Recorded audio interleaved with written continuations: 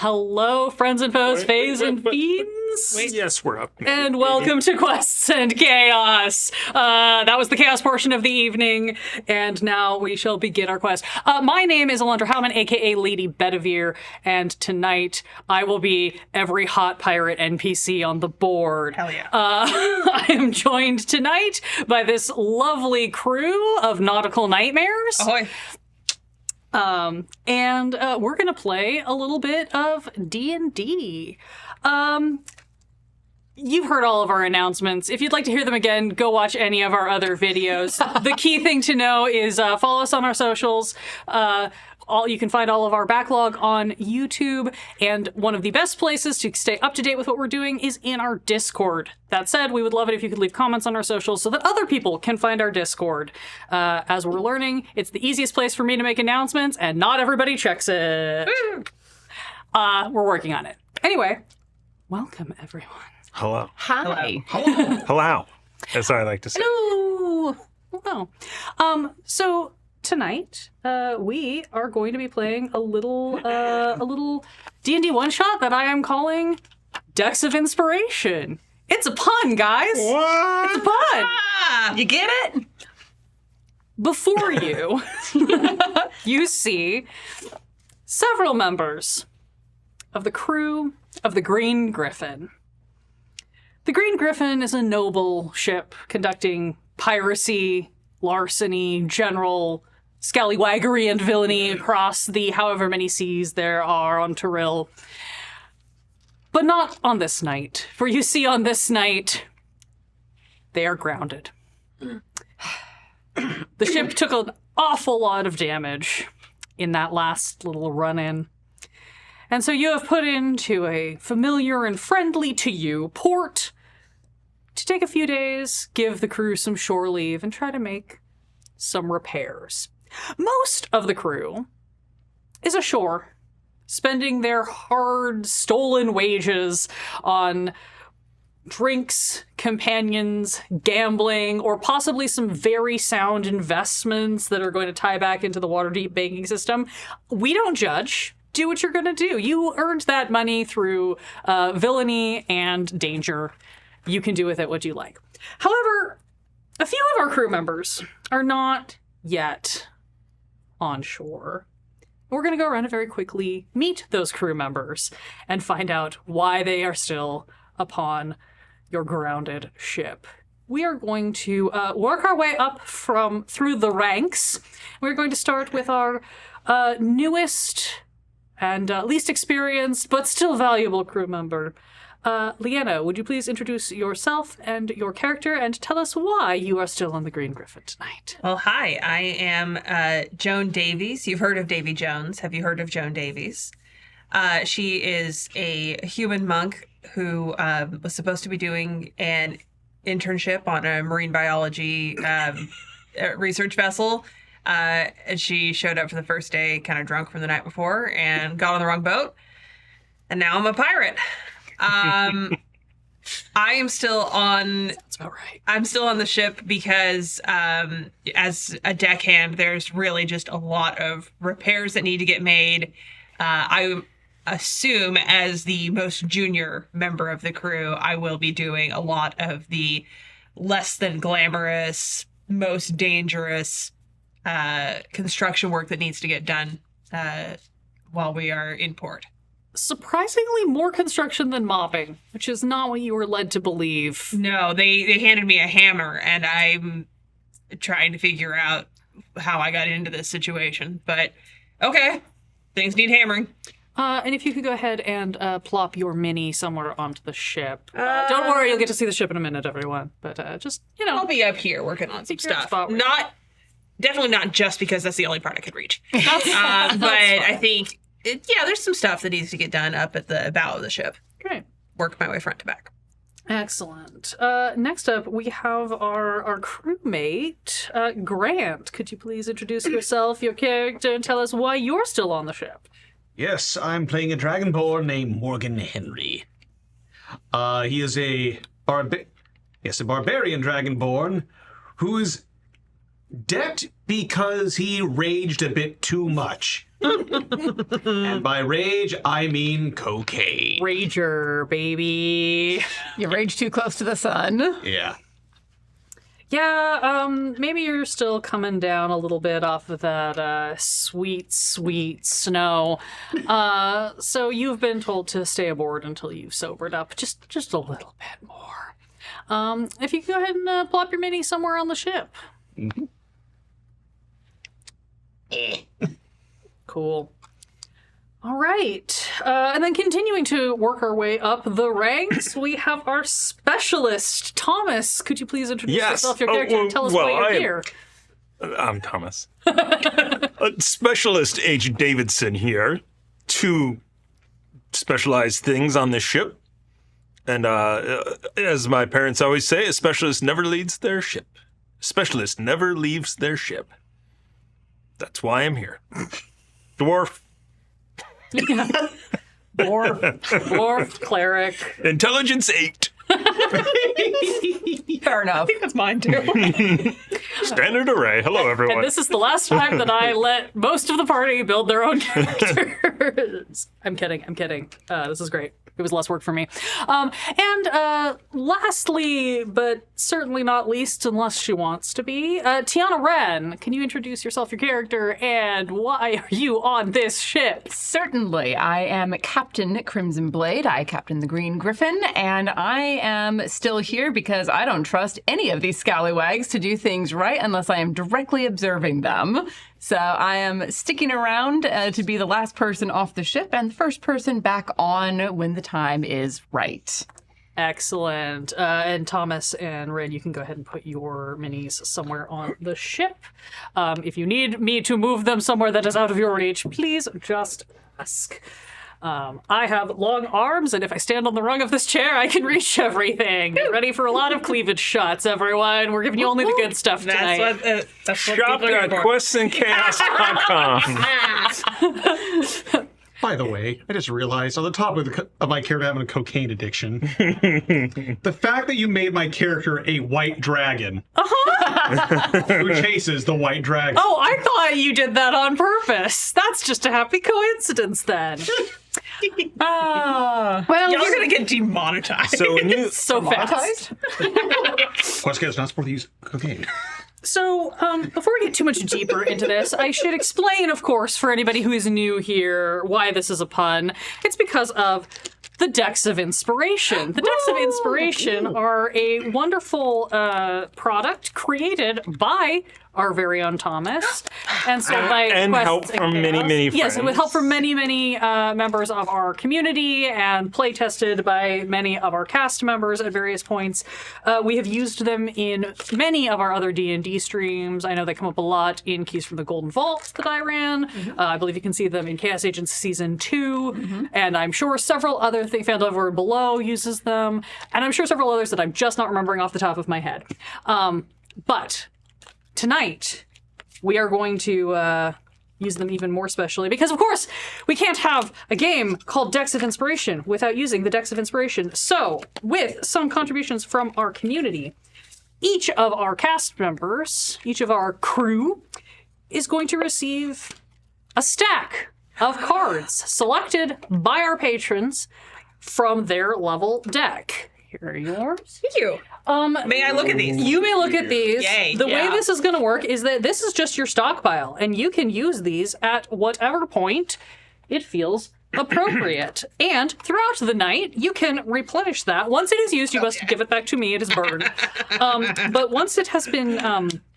once you have used a card, if you want to replenish your deck, or if you didn't get as many, some of you will see that these are not evenly spread in who got how many, and that just has to do with how things were submitted.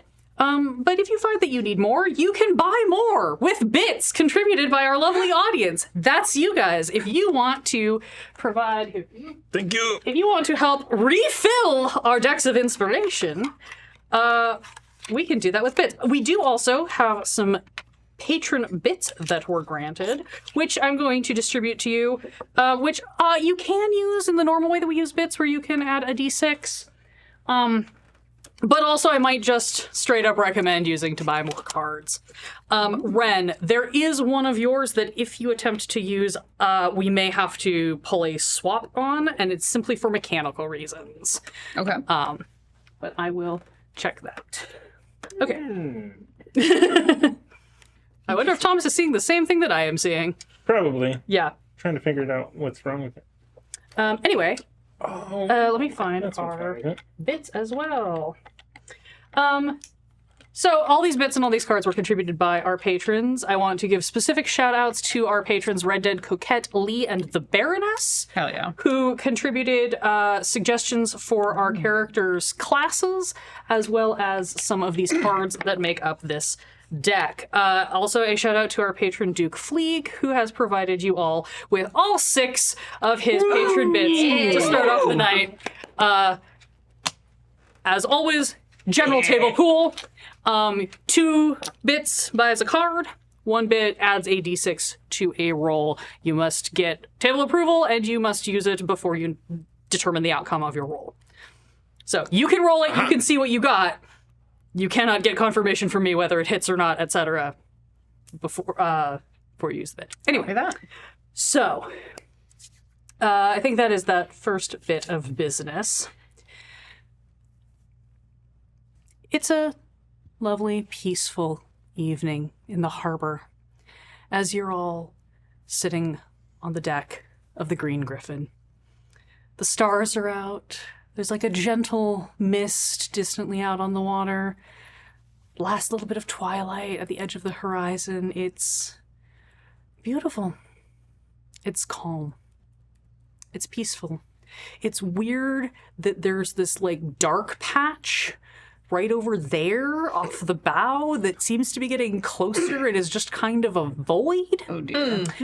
That doesn't totally make sense in like a physics way. Probably fine. Yeah, everything's fine. Yeah, that's probably fine. Everybody go ahead and make me perception checks. First roll. I believe the gods I gotta beat are- the allegations early. 13? 13. The gods might be crazy. 1. 12. 18. 18. Morgan, you clock this. Everyone else is kind of looking and squinting. You hear Specialist Davidson muttering something about the gods. You see the captain and your lowly deckhand kind of like staring at it a little bit, and you glance over and you're not sure why they're so confused. That is clearly someone who has cast darkness upon something that is moving swiftly towards you. And since you are at enough distance, it just becomes this sort of bubble that is moving through the water.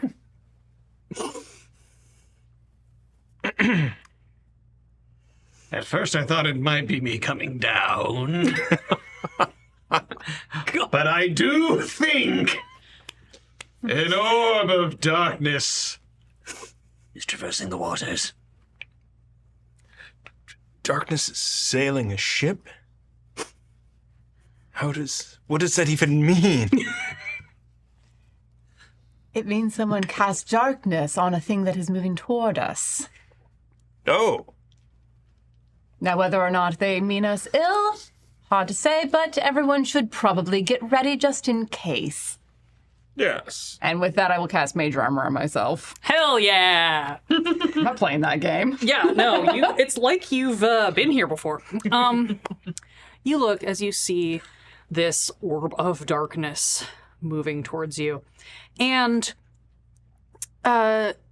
suddenly, it dissipates.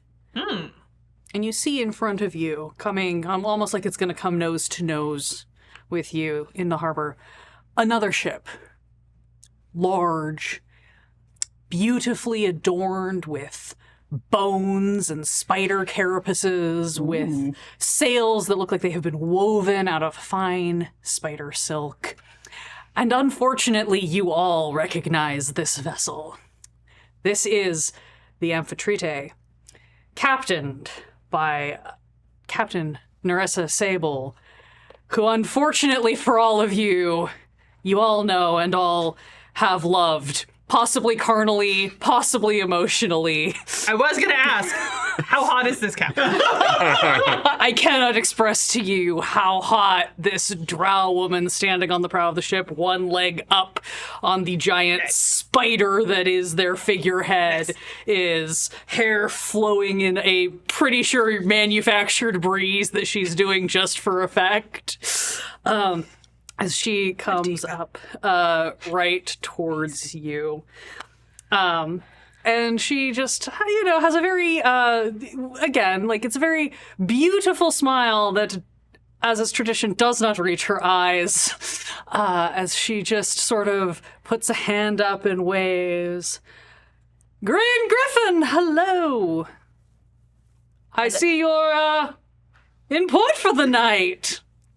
That is a standing rumor. Hello. Curious, I heard you did great battles out on the seas. Yes. What of it? Our ship floats. Well, thank goodness. I would hate to think that it didn't. Not much of a ship then, is it? All of you know that this sounds very stilted and does not sound like Nerissa at all. To the point of like literally like the accent is wrong. Oh dear. Is she within 120 feet? Yeah, probably about. All right, then I will go ahead and 4th level We're starting early. dispel magic. Might as well. You've got the slots. 4th level dispel magic. Amazing. Yeah, that'll do it. As you suddenly see it disappears, and you guys see that is not, in fact, Captain Nerissa Sable at all. That is one of her cronies.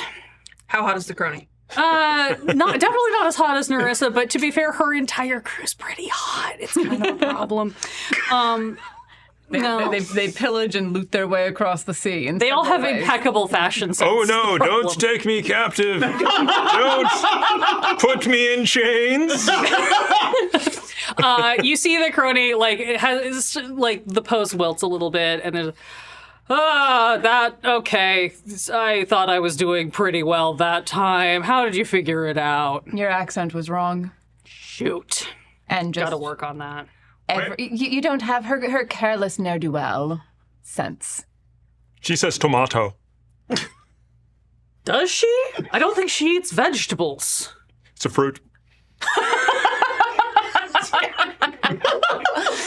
You are technically correct. Best type of crack. Yeah. Right or left? Right. Nice. Wait, okay, so if we one up the DM, we can get tricked into getting another card? If you get me good enough, I will award a card. Excuse me, I will be playing an entirely different game this evening, which is how many cards can I get? Amazing. Dungeons and Semantics, my favorite.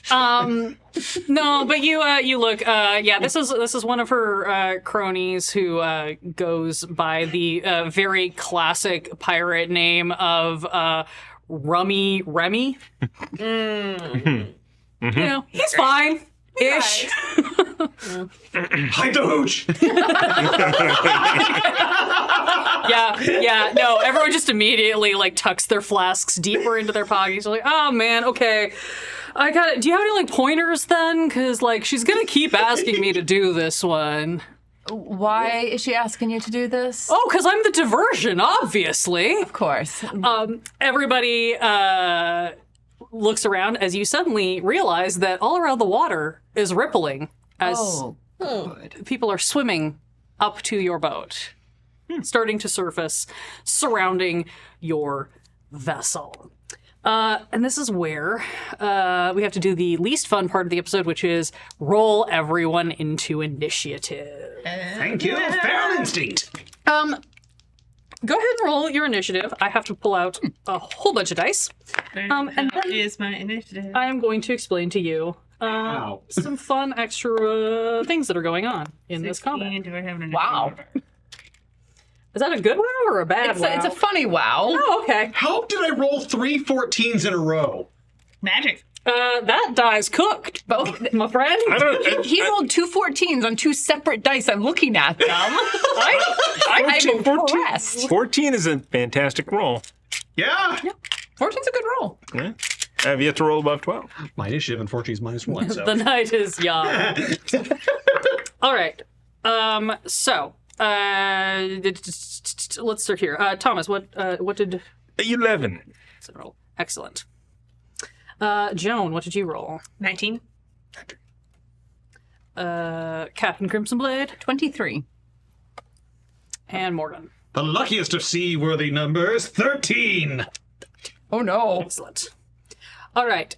You probably cannot see this at home, but those of you at the table can see that there are initiative markers for initiatives 20, 15, 10, 5, and 1. And each of you was handed a Post-it note before we began the game that included one of those initiative numbers. Yes. For you see, it is not just you who is fighting this battle. As you look out and you see the entire crew of the Amphitrite that is not about to mount your vessel swarming up the docks and beginning melee with your crew that is all ashore. Oh. So, in addition to yourselves having to defend the Green Griffin itself, you will also be rolling for your compatriots on land to see who maintains the upper hand in this massive battle. This is an extremely streamlined and modified version of Matt Colville's warfare rules by way of an even more streamlined version of Brian Murphy's NADPOD combat, group combat rules. Just to give credit where credit is due.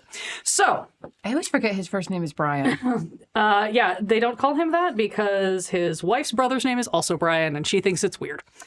Reasonable. That's valid. So, here's how this works.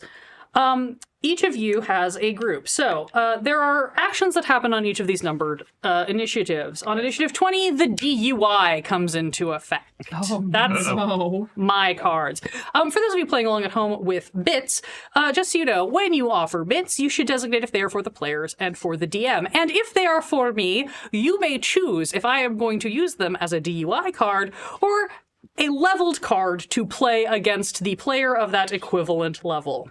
What are DUI cards and where can people buy them? DUI cards are the 5th deck of inspiration. It's the deck of uninspiration. These are sometimes mechanical, but mostly just very, very silly.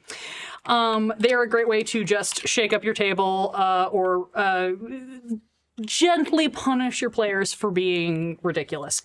Or just force them to be more ridiculous if they're not being ridiculous enough, which is often how I use them.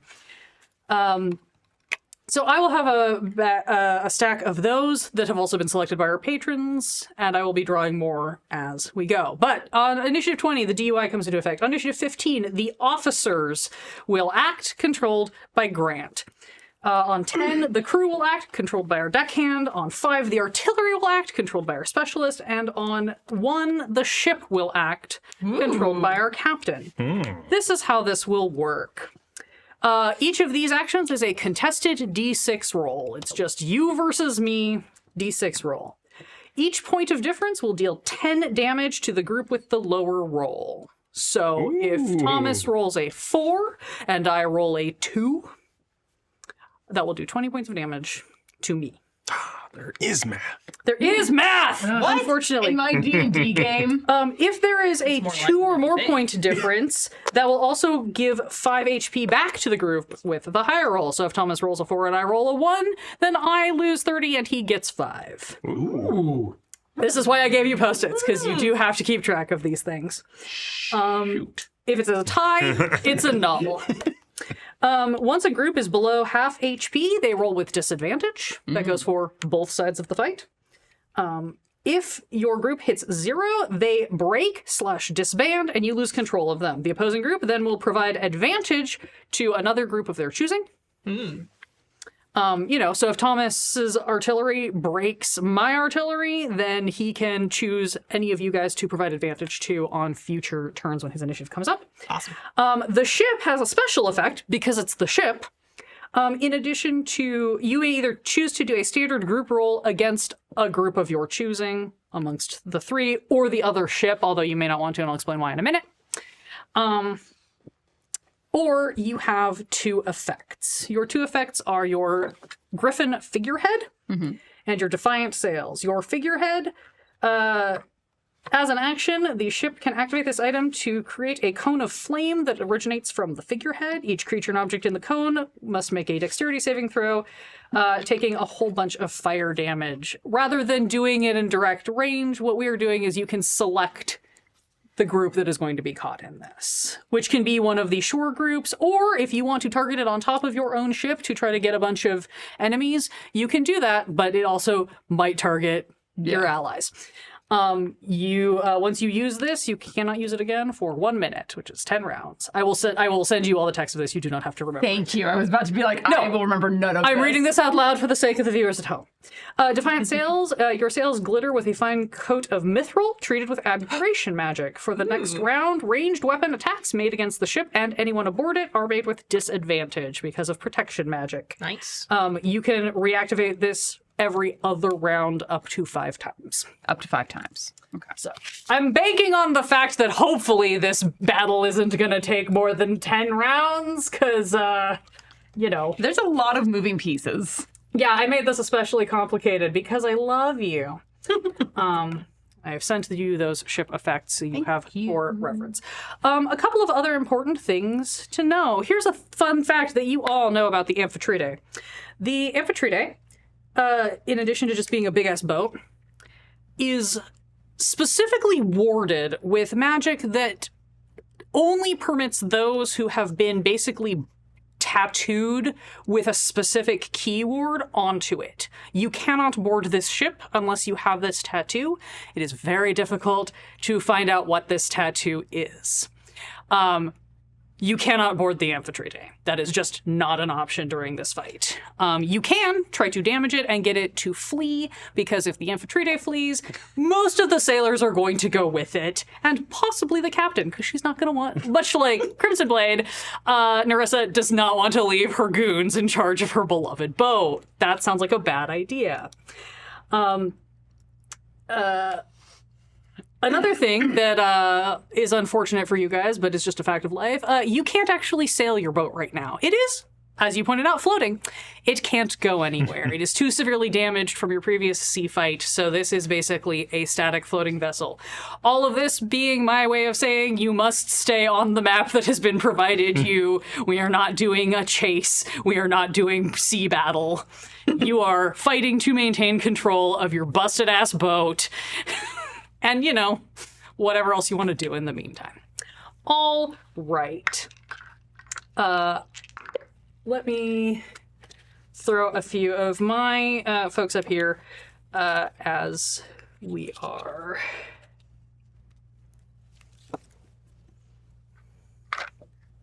Damn, you rolled so high on initiative. Go. I also had to find my list of all my people. Don't worry, we're doing groups because I don't want to deal with it. While you're doing this math, Yeah. quick question. Since my character's probably technically DUI all the time, does that mean I get those cards by default?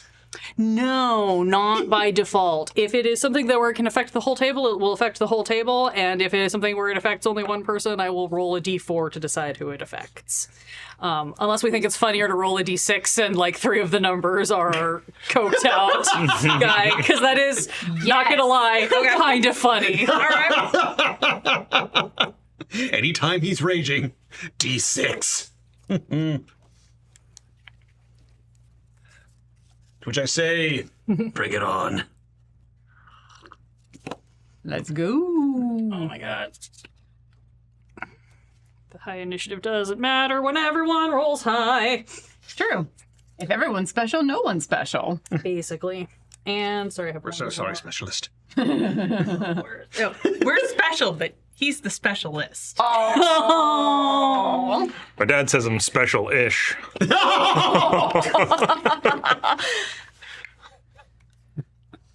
Did your father like you? All right. Sorry, I don't mean to dig into trauma. Yeah. No, let's. Now seems like a good time. I'm too dumb to know either way. Aww. Alrighty, and let's see. Who needs trauma? At least that's what he tells me. Ignorance. One last thing before we start. You do have one more bit from Waterbearer 79. Thank you. Before we go into battle, do you want to purchase any more cards, or do you want to hang on to your bits? Let's hang Until you out of the bits. I think we all got a lot of cards here, right? I'm guessing I can't exchange any. If you have any spellcaster-specific cards that you cannot use, I would let you trade that. Well, Let me look. This does not need to. I will let you swap. I will let you swap this one. So we are swapping out the potion of embalming because this is basically to cast gentle repose, which is not going to happen. If you die in the game, you die in real life in these one shots. So, yes, I will let you draw a new card. I'm just going to arbitrarily grab one. I'm going to make sure it's not a spellcasting one. Bard Star. You'll like this one. thank you. Yeah, that's a good one for you. Bard stuff. Yeah. Same thing goes for anybody. If at any point you draw or are handed a card that you, like, makes for no sense. class reasons, you just can't use, just ask and I will probably let you. I think I know which one you were suggesting I might trade. Yeah, there is one that you may not be able to use literally because of my mechanics. If you want to use that one, we will negotiate a cool effect for it to have. Yeah. Because I'm doing dumb shit. That's what we're here for. All right. So, dumb shit. I guess I probably need this box, don't I? Oh no. No. Because before you start, you need to see some things happening. Yes.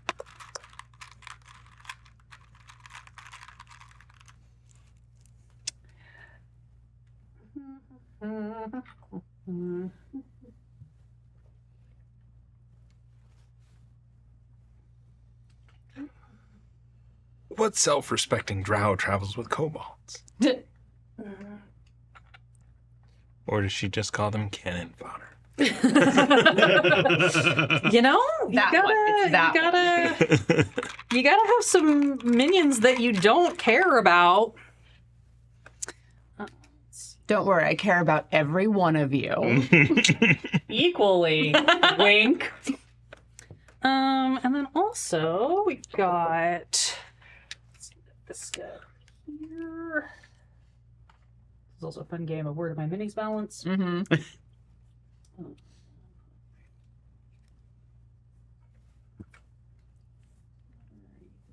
Side here. Put them in places where I can see where they are, and you guys kind of know. Oh, and also let's throw you over here. And let's throw you over here. And we've got our guy here on this side. And yeah, just for the funsies, and then Captain Narissa up here.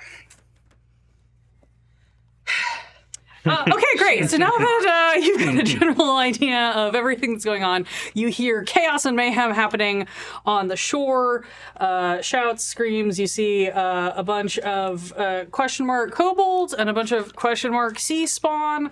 You know that one of the things that the Amphitrite is known for is transformation and illusion. So these might be what they look like or might not be. Much as Remy was disguised as the captain to start with, many of these creatures may be glamored or otherwise transfigured to appear as something other than what they are, which is the DM's nice way of saying that just because it's that many doesn't mean it's that stat block.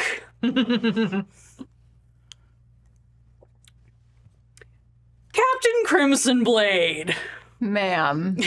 You get to go first. Oh, good. Whether you want to or not. The highest spellcaster gets to stop and think about that. You know, I will actually say this. I am willing to let you, at any point, this can go for any round, use your bonus action to swap initiatives with your group. Okay. But you must burn your bonus action to do it. So if you decide you want to go at the end of the round instead of the beginning, Sure. that would, like, you have the wildest spread for that. I truly do. But I can go anywhere in this. No. or you could just kick things off with a bang. I think I think I will do exactly that. Actually, I'm going to look up at Narissa and be like, "You're on my ship. Don't like that." And I'm going to drop a shatter on her. A classic. You know, I have psychic damage from that spell, so I might as well inflict it. Now, so does everyone else. It is a Constitution saving throw, DC 19. Wildly, she does not pass. Excellent. Then she takes 12 points of thunder damage. Okay. 12? Yes. You see she smiles down at you and she's about to be like, "Oh, but the darling, as the ground underneath her cracks and she like staggers to catch herself. I'm here for repairs anyway. I can get that repaired too. I always knew you were a salty bitch. That's why I like you. I thought it might be. Wonderful. Anything else?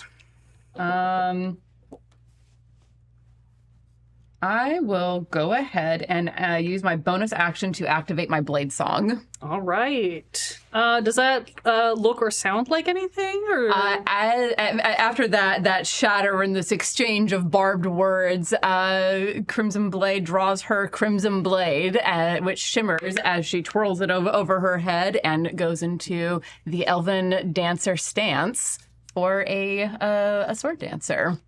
Beautiful. All right. Next up is Initiative 20, which is the DUI. Yay!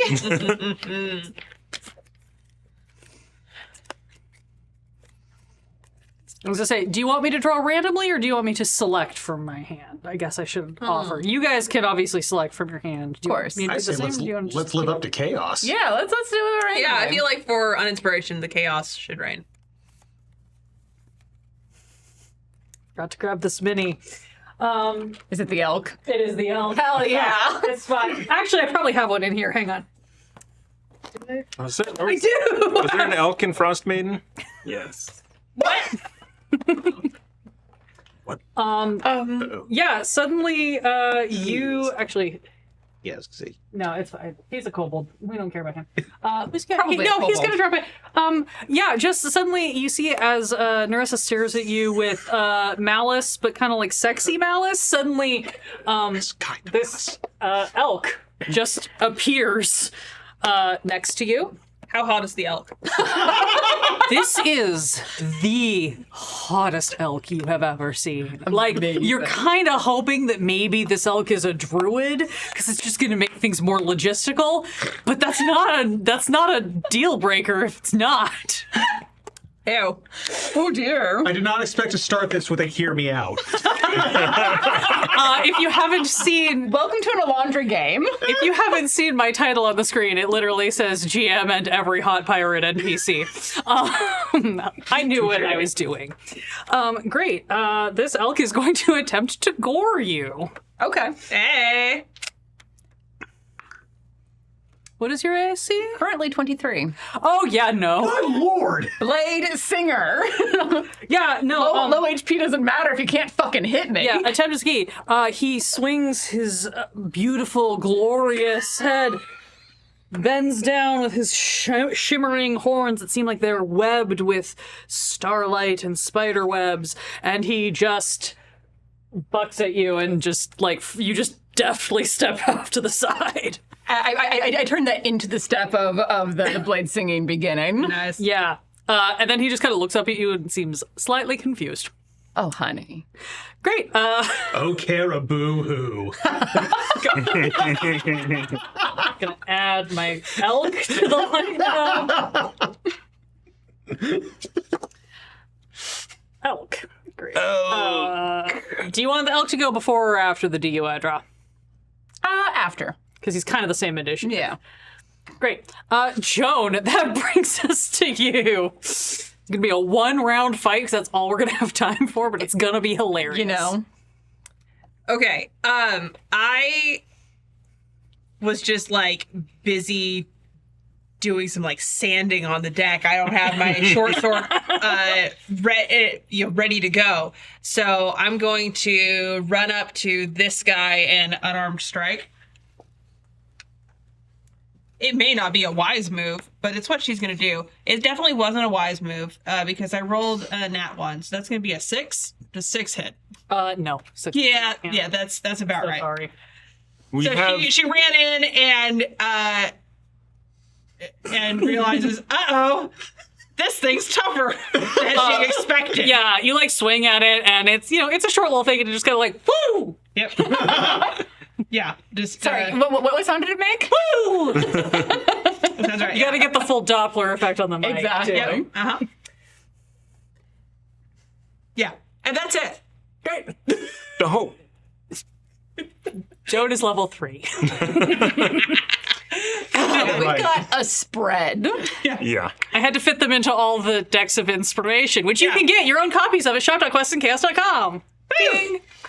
Yeah, Cool. get to see some cards today that we don't ever Yes. get to use. Yeah. She will do more on future rounds, assuming that we get to them in this game. Yeah. But for this one, she thought, I'm going to hit this guy. Oh, no. Oh, no. Cool.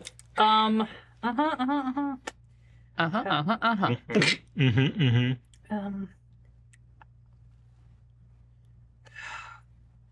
D&D Beyond, please. Please function at least a little bit. I know, it's it's wrong. asking the true so much fantasy. of it. It's so hard. The truest fantasy of all. Great. You're not wrong. Captain Crimson Blade, you're looking up at Narissa, who is sort of like now straddling the very shattered, broken top of your crow's nest, which looks like it could maybe survive one, two. You're unsure. Might be able to survive another one of those, but might not. It's definitely unstable. But she sort of races up, and as she looks at you, her eyes fill with an inky, dreadful malice. And I need you to please fail a wisdom saving throw for me. All right. You would be so kind. Seems unlikely. 23. Yeah, no, okay. Well, she tried. She did. You feel a little like woozy for just a second. And then you just sort of like lean yourself into the dance as you're sort of spinning up your elven magic, and this little like brief wave of nausea passes. I'll blow her a kiss. She flips you off. Good. Sexily. That's Promises. That's going to bring us to Suggestive. these folks who are up here on the gangplanks. Gotta double check what they can do. Oh yeah. Oh no. We're gonna start this off good. I need Oh shit. I should have grabbed the spell effects. I don't remember where I threw them after our last game. That's fine. Right behind Thomas, if you're looking for the flat ones. Yeah, I was just looking for the flat. We might need to measure some things. Yes. Boy. We definitely do. When you have spellcasters, it's an inevitability. Great. Plus, I also have the fun of just pulling these out and watching everybody panic as I pull this guy out. So I need everybody here Uh-huh. and everybody here. So, everybody. So everybody to make dexterity saving throws. Oh. Don't worry, I have to make a bunch of them for my guys too. Oh, this is why we have coins. May I use a coin, please? Seconded. Sure, go for it. Add a D6. May I as well? Why not? AI. Darn. Sorry. Let's blow to the floor now. Okay, so I'm. If you're feeling good, then We all make the sound. But you know what? We used them. you know that's the whole point. Sorry, I have to. Because you're saving. There we go. I was like, Jesus Christ. Oh, actually, may I do something real quick? Oh, do you have a card? You haven't declared, and I haven't said yet, so you can. I still would use- like to use boosted focus, which reduces one stat by 5, increases another, or decreases one, increases another by 5. Great. Okay, so you are going to increase your dexterity, I Yes. presume. And what are you going to decrease? My charisma. Cool. You are suddenly your less charming, more drugged up self, but you're real quick on your feet. Excuse me 1 second while I enact this. You may want to turn the mic down for this one. There's no turning the mics down. Thank you Great. for the warning. You could have said get a close up. Anyway, great. Suddenly, 2 balls of fire erupt on either end of the ship. Great balls of fire. How hot are the balls of fire? They're pretty toasty. What did everybody get for their dex saves? 12. 24? 15. 14. Okay. I think. Just go with it. Yes. You're a pirate. 14. Great. You're a pirate. 14 even after increasing by 5? Dex is his dump stat, I believe. Yeah.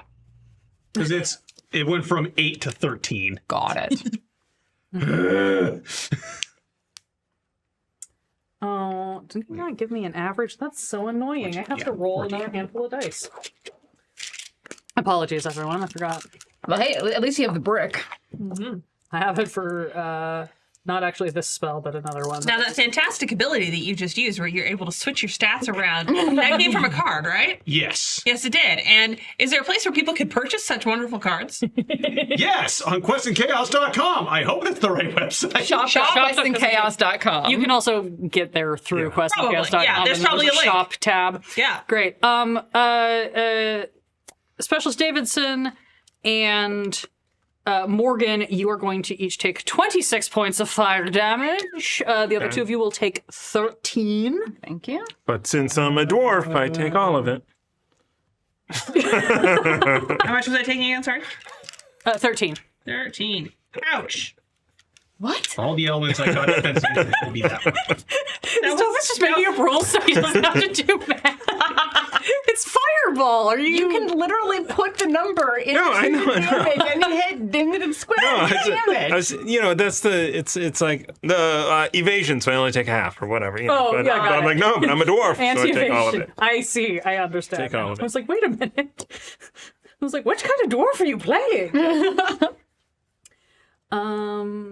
You said how many points of damage? 26 if you... anybody who got below a 15 takes 26. Anybody above a 15... Yeah, 14 was I was like, it's right on that level. I'm right on the cusp of where those usually sit. Thankfully, this guy sucked.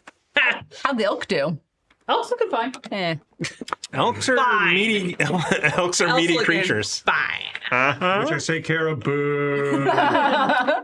That looks relatively hard. I mean, he We looks... already used that joke. I know. He looks sad. He's a little bit singed now, which seems to be really like stepping on his game. Yeah. Which is kind of disappointing. But when that elk dies, his ghost will be a caribou.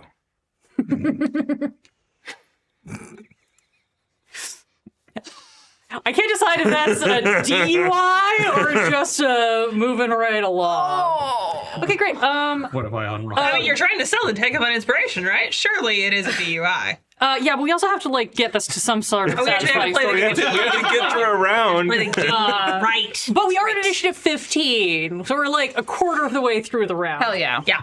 Initiative 15 is our Officers. officers. So this is going to be our first in action of the group combat. So you and I are each going to roll a d6.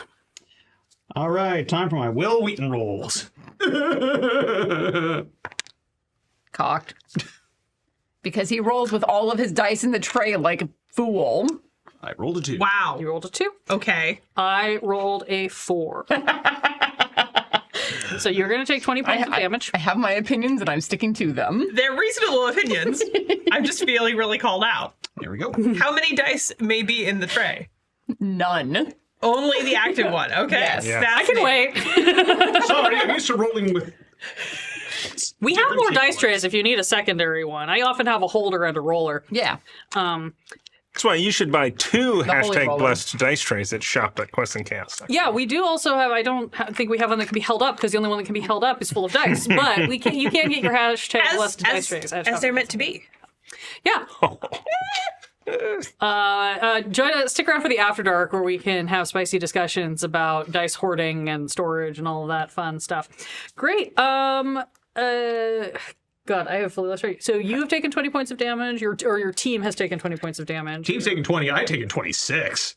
Well, yeah, that's a different thing. You don't take damage for this, but you don't get any. I don't get any HP back. Moving on, it is your Morgan's turn. Okie dokie. I've only done Constitution. Oh well. Guess I should make some notes about everybody else who took damage. Now I get why you said when everybody's special, nobody's special. So I'm like, I got a 14. That's at the end of the initiative. A couple of things rolled below you because I rolled like garbage. Okay, so Sure you did.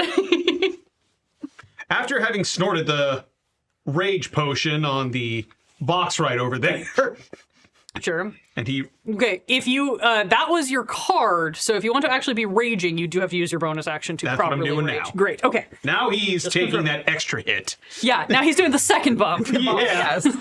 Great. I should Yeah. chase the white dragon now. Yeah. Morgan rips another line of coke. And Crimson's sword and Crimson Blade just. You're like, I thought I found it all this time, and I did not. There's always He more. used the other hidden hatch. Damn it. Great. I'm going to shift over Cool. and just this way. This would be about 15 feet, right? Yeah. Cool. Then I'm going to use Dragon Breath, which is. Why my brain no work? Mood. Dump step int. But it's not. I know because I helped build that character. So I believe this is 3D. No, that's just us over on the dump It's side. I believe it is a 15-foot cone. It's probably a dex save. Actually, it is a con save. Oh, it's a con save. 13. Con save 13. Okay, and that's going to be on the elk and this critter behind him. Mm-hmm. Yeah. So you said 13? Yes. Meets it, beats it, and a natural 20 just, the elk just kind of sidesteps. Okay, well, Pat, pat, pat. in that case, I just take half damage on a Yep. fail. So let's see what I get here. Yeah. Swear to God, I'm going to roll a 4, aren't I? Well, now that you said it. Oh, 4 is one of the dice. Okay. That is 9 total. Okay, which rounds down to? 4. Yep. Call it! Very good. All right. Oh, wait. That was what I forgot to do. You know what? Never mind. All right, so you have raged, you have gone with your dragon's breath. Anything else? No. He's just going to be making lots of weird noises and convulsing while hitting. One eye's twitching, the other one's rolling around independently. Cool. Great. That was Morgan's turn. You are going to see. Oh my god.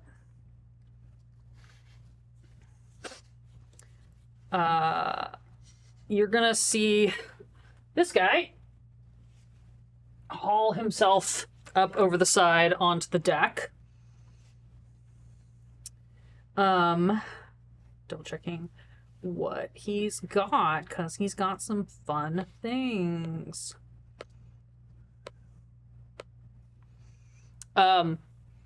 He turns up to Nerissa and goes, "My lady, would you like me to deal with Captain, or would you like me to deal with annoying man over there?" And points at the specialist.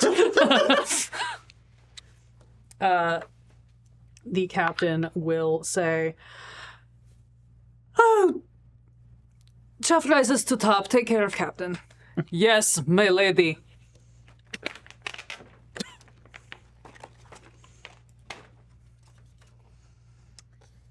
Those circles are getting a workout. You know, we might as well use everything in the studio tonight. I'm gonna need you. At least they're burning all their spell slots, to be fair. I'll take it. That's gonna be a dexterity saving throw from everyone in the circle. Not me. My favorite. Ooh. 18. 18. 17. 17. Wonderful. That's... Yeah, you're gonna both pass that.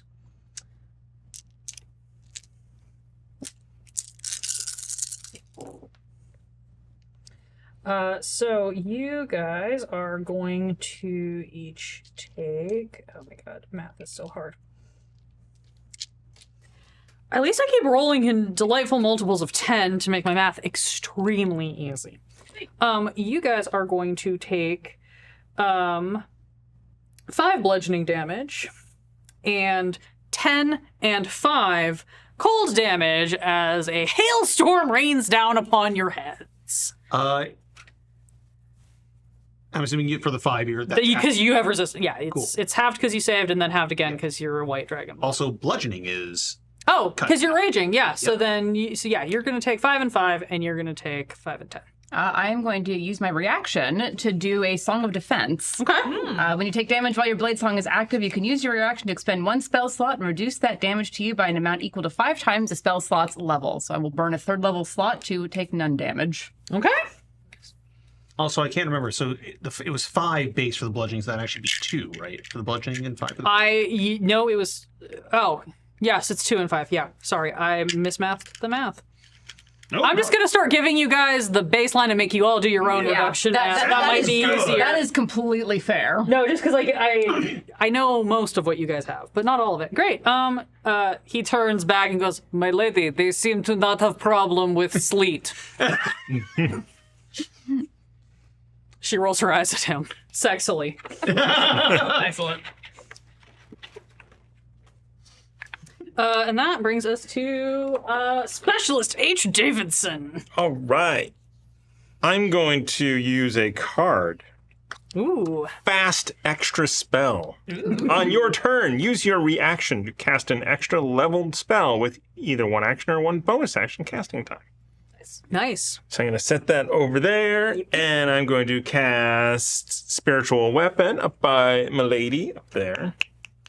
At 2nd level, just the base. Yeah. We will use this blue hand to represent slapping her around. Nice. Yeah. Non-misogynistically. No, you're allowed to smack her. She kind of likes it. Yeah, I was gonna say. She's kind of into it, but also she is trying to take over your ship, and that's kind of be a problem. Right.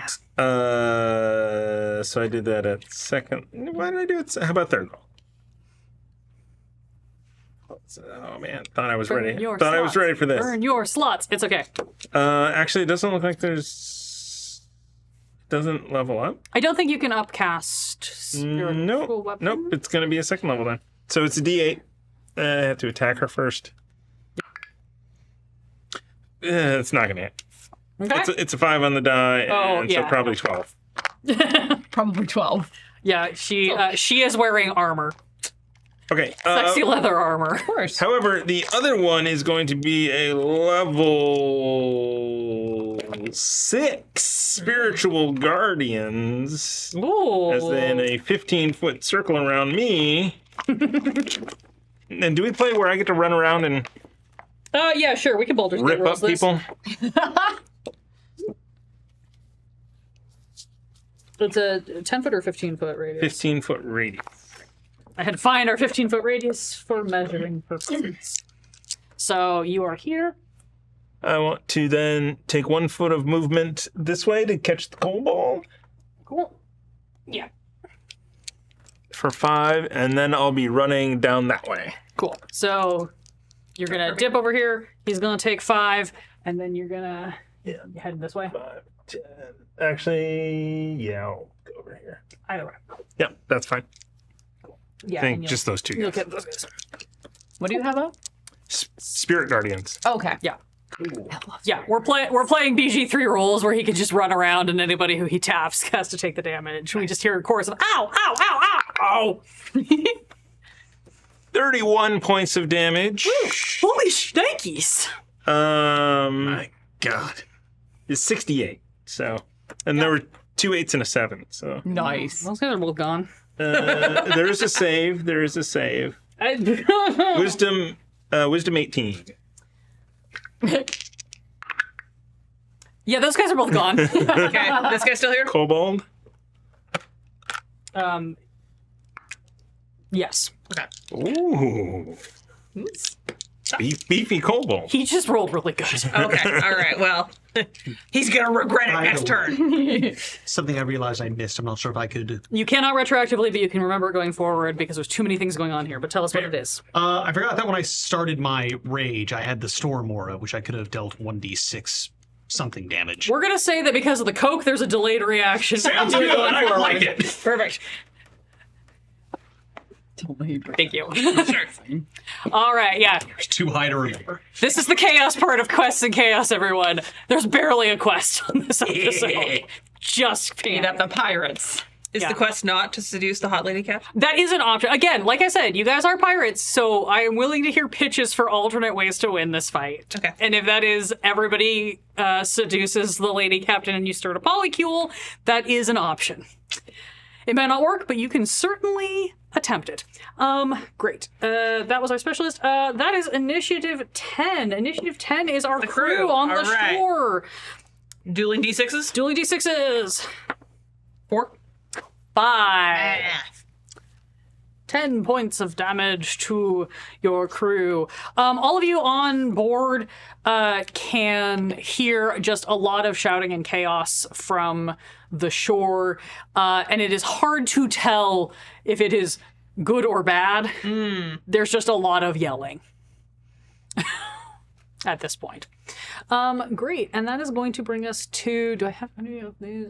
Great, one of my guys, this guy is gonna run up to you and try so very hard to claw at you, and he just it's like he starts to swing and sees the rage that you're in and just kind of doesn't. Oh, honey. It's a natural one for him. Classic. Yeah, he's doing great. Oh, he does have a buddy. His buddy is gonna crawl up and make it to about there. Does he have any more buddies? Oh, he does have another buddy over here. I was like, I don't remember where I placed all my guys. This guy in the water. Swim, swim, swim. Yeah. Cool. 5. 5 is the artillery. Dueling D6s, Thomas. All right. 3. 3. Tie. Okay. Lots of guns, all fire from both ships. Boom. There's a deafening sound of cannons. Everybody just pauses mid-battle and goes, ah, warn us. Thanks, striking. Yep. Yeah, you see Remy, who's still over on the back, and just like, ow. Great. And now it's a bunch of my guys. They kind of function in groups because that's how we do. Yeet. I'm gonna get up here. You're gonna be stupid. Actually, no. You're not gonna be that stupid. You're gonna go this way. You're gonna go this way.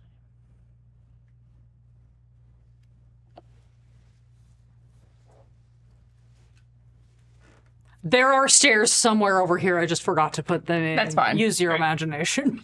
Honestly, it's easier to have them not there because then we can see what's going on. Yeah. The one that is over by you is going to... Can you roll me a d8? Yeah. 8.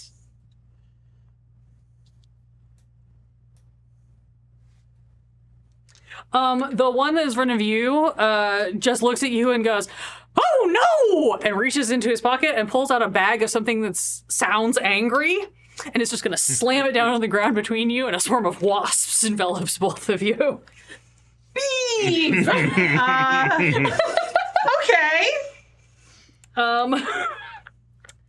I don't think I have anything in response. Okay, great. No, you're now in a cloud of wasps. I don't take any wasp damage? They don't get a turn yet. They have just erupted from the bag. Great. They are. Where are the wasps in initiative order? How hot are the wasps? You've never had a thing for insects before, but now between the spiders on the boat and these wasps that are surrounding you, I'm coming around on you it. kind of see why maybe it's a thing for some people. It's definitely a hear me out for someone. Did these wasps just get like look maxed or something? They're so chiseled. They've been mewing. Buzz maxed. Thomas is never going to let me run games on this No, channel this is great. again. This is amazing. And the wasps came from a card, right? No, Oh, that is okay. not. No, Oh, because they are okay. wasps, not bees. Oh, okay. I do have the bees card in my hand, Of though. course she does. Which you can That was purchase. selected by one of our patrons. I believe Lee suggested Which that can be one. purchased at shop. The Chaos. beast was your suggestion originally in the deck, or Was it? yours or Joseph's? It might have been Joseph's. I think we have. It was been definitely a a community great source version now. suggestion. There's been a lot of back and forth bees jokes over the years. It is one of my 3 favorite Cards Against Humanity cards. Initiative 1 Okay. is the Green Griffin. You may choose to just roll a d6 against me as any of the other groups or the other ship. Mm-hmm. Or you may utilize one of your... So with the figurehead, is it specifically going to be coming from the front of the ship where the figurehead No, that is what I or- said is you are going to basically you are magically attuned to your ship such that you can manifest this. We're kind of just gonna say wherever you want. By design, you would want to aim this as one of the groups to reduce their HP to make it harder for them to beat up in the group things, or you would want to aim it at the infantry to try to get them to retreat. However, you could drop it on I could. on anywhere on the ship. Basically, we're going to say that the spectral manifestation of your figurehead appears wherever you put it and blasts its 60-foot cone from there. I think I'm just going to blast Narissa's ship. You want okay, great. Then I don't have to measure. Yeah, you don't have to- off screen. Correct. Cool. Narissa's ship has a lot of hit points and also has a magical shield, but that is basically just functions as temp HP. Yeah. For the sake of disclosure. Cool. Go ahead. And I was going to say, and if you do enough damage to it, it might force her to send some of her people back to her ship. Right. Put it out. Ooh. And it is 66. Yes. It makes a dexterity saving throw, I guess. The ship has no dexterity. It is currently weighed to anchor to attack you. All right. So that is 20 points of fire damage. Ow! Okay. And that's its 1. Hopefully for this combat. Probably for this combat. Great. Now, as we reach the halfway point of our stream, we have completed 1 round of combat. I knew this was going to happen. It's fine.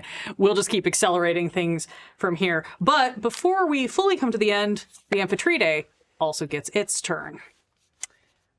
And much like the Griffin, the Amphitrite has a couple of special effects that it can do. Let's see which one it wants to use. Or if it just wants to. Cool. Yeah. Actually, this is fun. Great. You see the sails of the Amphitrite flutter in the wind, this sort of silky gossamer, like spider silk thing. And suddenly they fill with wind and billow up, and it's almost like the ship itself is alive and lunging at you. And I need everybody who can see the ship, which is everybody, to make a wisdom saving throw. Oh, crap. Ugh. Wait. Where the hell are my saving throws? There's too many tabs. It should be the very first tab. Yeah, but if you're cycling through them, Yeah. hard to say. Okay, all right. I would like to use Change of Fate. Ooh, and what does Change of Fate do? Gain advantage on a single attack, saving throw, or ability check. Great. Roll again, see if you can do better. Don't say it. I will. Probably. No. What you were thinking. Yeah. It is technically better. What did you get? Or do you want to... We do still have bits if anybody wants to add a d6 before you declare. I'd like to. If you have a second. Thank you. Sorry. For the floor gods. Don't apologize. You have to say tribute for the floor gods. Fine. Okay. So you got... 7. 13. 15. 25. Great. Me, my coke-addled state. You're doing so much coke, you might have failed this regardless. What is more surprising is you see your captain also turns, and as the ship billows, you just see their eyes fill with unmistakable dread and terror. You are both frightened of the Amphitrite, and the way that works in this function, because obviously you can't really run away from the ship, is that you are going to be at a disadvantage for your next attacks. Okay. Okay. I have modified the fear rules for how it works for this particular effect, which is basically the ship can keep trying to spook you every other round, and if it successfully spooks you, you have disadvantage on your next attack. Cool. Okay. Because it's big and scary. So scary. But I think with that, because it is the time, and because we might have to do a little off-screen magic, we are going to take a oh-so-brief break, and then we will be back to see how this pirate battle continues. During the Stick break. around. Buy cards. Yeah, go to shop.questandchaos.com. shop.questandchaos.com. Get your cards, get your dice trays, and chat amongst yourselves. Place your bets now on whether our team wins or seduces the pirate captain. Either one. Or if you're in the Bay Area this next weekend, you can go to KubaCon and Yes. buy them in person. Come say hi. Yes.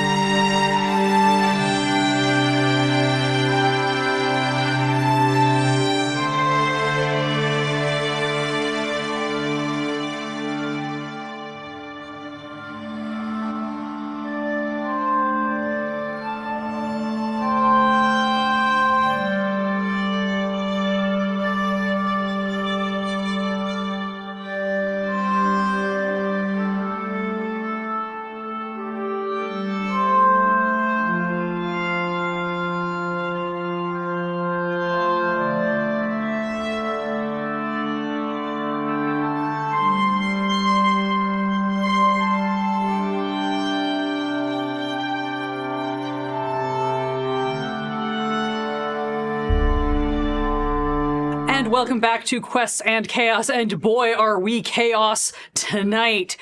This is our Decks of Inspiration game, where we are featuring the Decks of Inspiration. Get yours now at shop.questandchaos.com, or come visit Thomas and I at KubaCon in the Bay Area next weekend. But of course, we are also on our Deck of Inspiration, the deck of our pirate ship, where the Green Griffin has been beset by the crew of the Amphitrite, who are all exceedingly hot for some reason, and it's very distracting, and also really annoying because they're trying to steal your ship. Oh no. We have completed one round of combat, and it has gone fine. Now, at the top of round 2, freaking Captain Crimson Blade beats my initiative 20. So what would you like to do before we draw the next DUI card? I would like to cast Steel Wind Strike. Okay. And what does this do? As Captain Crimson Blade finishes the last little twirl, her eyes dilate a little bit in fear, but she is as focused as she can be. And I flourish the weapon and then vanish to strike like the wind. I am going to be making attacks as I teleport between 5 people on the board. Jesus Christ. This is a 5th I level forgot spell. about this one. Yeah. Yeah, okay. So I'm going to go for this guy, this guy, this guy, this guy, and our favorite. So we're just going to kind of leapfrog kobold, first mate, captain. Correct. By the way, that's the first mate. You guys all did actually recognize him when he spoke. His name is Medvedev. The bone armor guy. Bone armor guy, yeah. Cool. Yeah, he's actually wearing like a bunch of animal bones, I hate that. so you know. All right, so this is a melee spell attack. So Okay. that is going to be 25 to hit. Yep. Just kind of across the board, yep. I do have to roll separate attacks for each of them. Okay, in that fairness. makes me feel a little bit. That does make it a little fairer. So that's 22 points of force damage to the one that I'm next to. Bye. Sure. Was that the one, or did you want this? I don't care. Okay. They're all little guys. All right, so that was 1, Definitely crunchy. 2. So I land very carefully on the edge of my ship. That's going to be a 14 to hit. Yep. Sweet. So many numbers. Holy hells. All right. Is it more than 10? Yes. Yeah, he just gets himself off into the water as you jump to the next guy. Yes. Goodbye! That is 18 to hit. Yep. More than 10. I will move on to... I was gonna say, technically, some of these guys have like 12 or 13 hit points, but a bunch of them also were set on fire by their crewmates. That'll do it. That is 26 to hit. Pretty sure yes, but I'm gonna double checking just in case he has some fun BS. Yeah. Ow! This one I'll actually do math. That is 10, 19, 22, 26 points of damage. It's force damage if that matters. I doubt it does. It does not, but yeah, you just hear, ow, that was rude. Welcome aboard. And then bounce that last. You were not this mean in Cuba! And that's probably not going to hit. 14. Do a coin. Actually, yes, if we could. Add a d6 to that. 18 to hit. Does not hit. Oh, Okay. Good to know, though. That is good to know. Oh, But yes, I am now behind the captain. Great. She just, like, slyly casts a glance over and is like, oh, you could not stay away then, Never can, dear. Great. And that will bring us to the DUI poll. bees. Oh, actually, Oh, okay. I still have a bonus action. Oh, yeah, you totally do. I would love to many telekinetically shove her and try to knock her out of the crow's nest. She needs to make a strength saving throw. oh my god. I don't trust. Which die do I trust? I'm gonna Baldur's Gate 3 this bitch. What's the DC? 19. That is a natural 20. Excellent. You know, that's fair. You know, Formidable opponent. she like lunges up against the edge a little bit, and you see her just tighten her grip, and then just like a little bit of like. No, that's fair.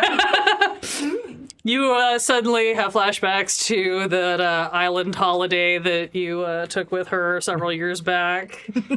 That we carefully do not discuss. It was really fun until you both woke up realizing you were both trying to kill each other in the sleep, and it was just awkward from that point on. So unfortunate. Great. Okay. Now it's the DUI drop. Apologies. No, that's fine. All right. Like, I feel like I have a bonus action, but Well, your action was so many actions, it was easy to forget. We're going to take...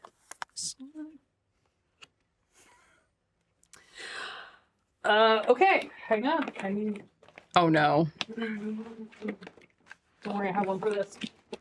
Oh god. Stop giving us sexy magical creatures. Quote of the night. So you, The night is young. No, it's not. From a certain point of view. let's see. I think this is this has to land on a specific person, so I think we roll a d4 to see who gets... We had agreed we were going to roll a d6. Oh, no, I'm sorry. That's right. We're rolling a d6. So 1, it goes to H. Davidson. 2, it goes to Joan. 3, it goes to the captain. And 4, 5, or 6, it goes to Morgan because of the cocaine. This is agreed upon off screen. Man. Truly poetic.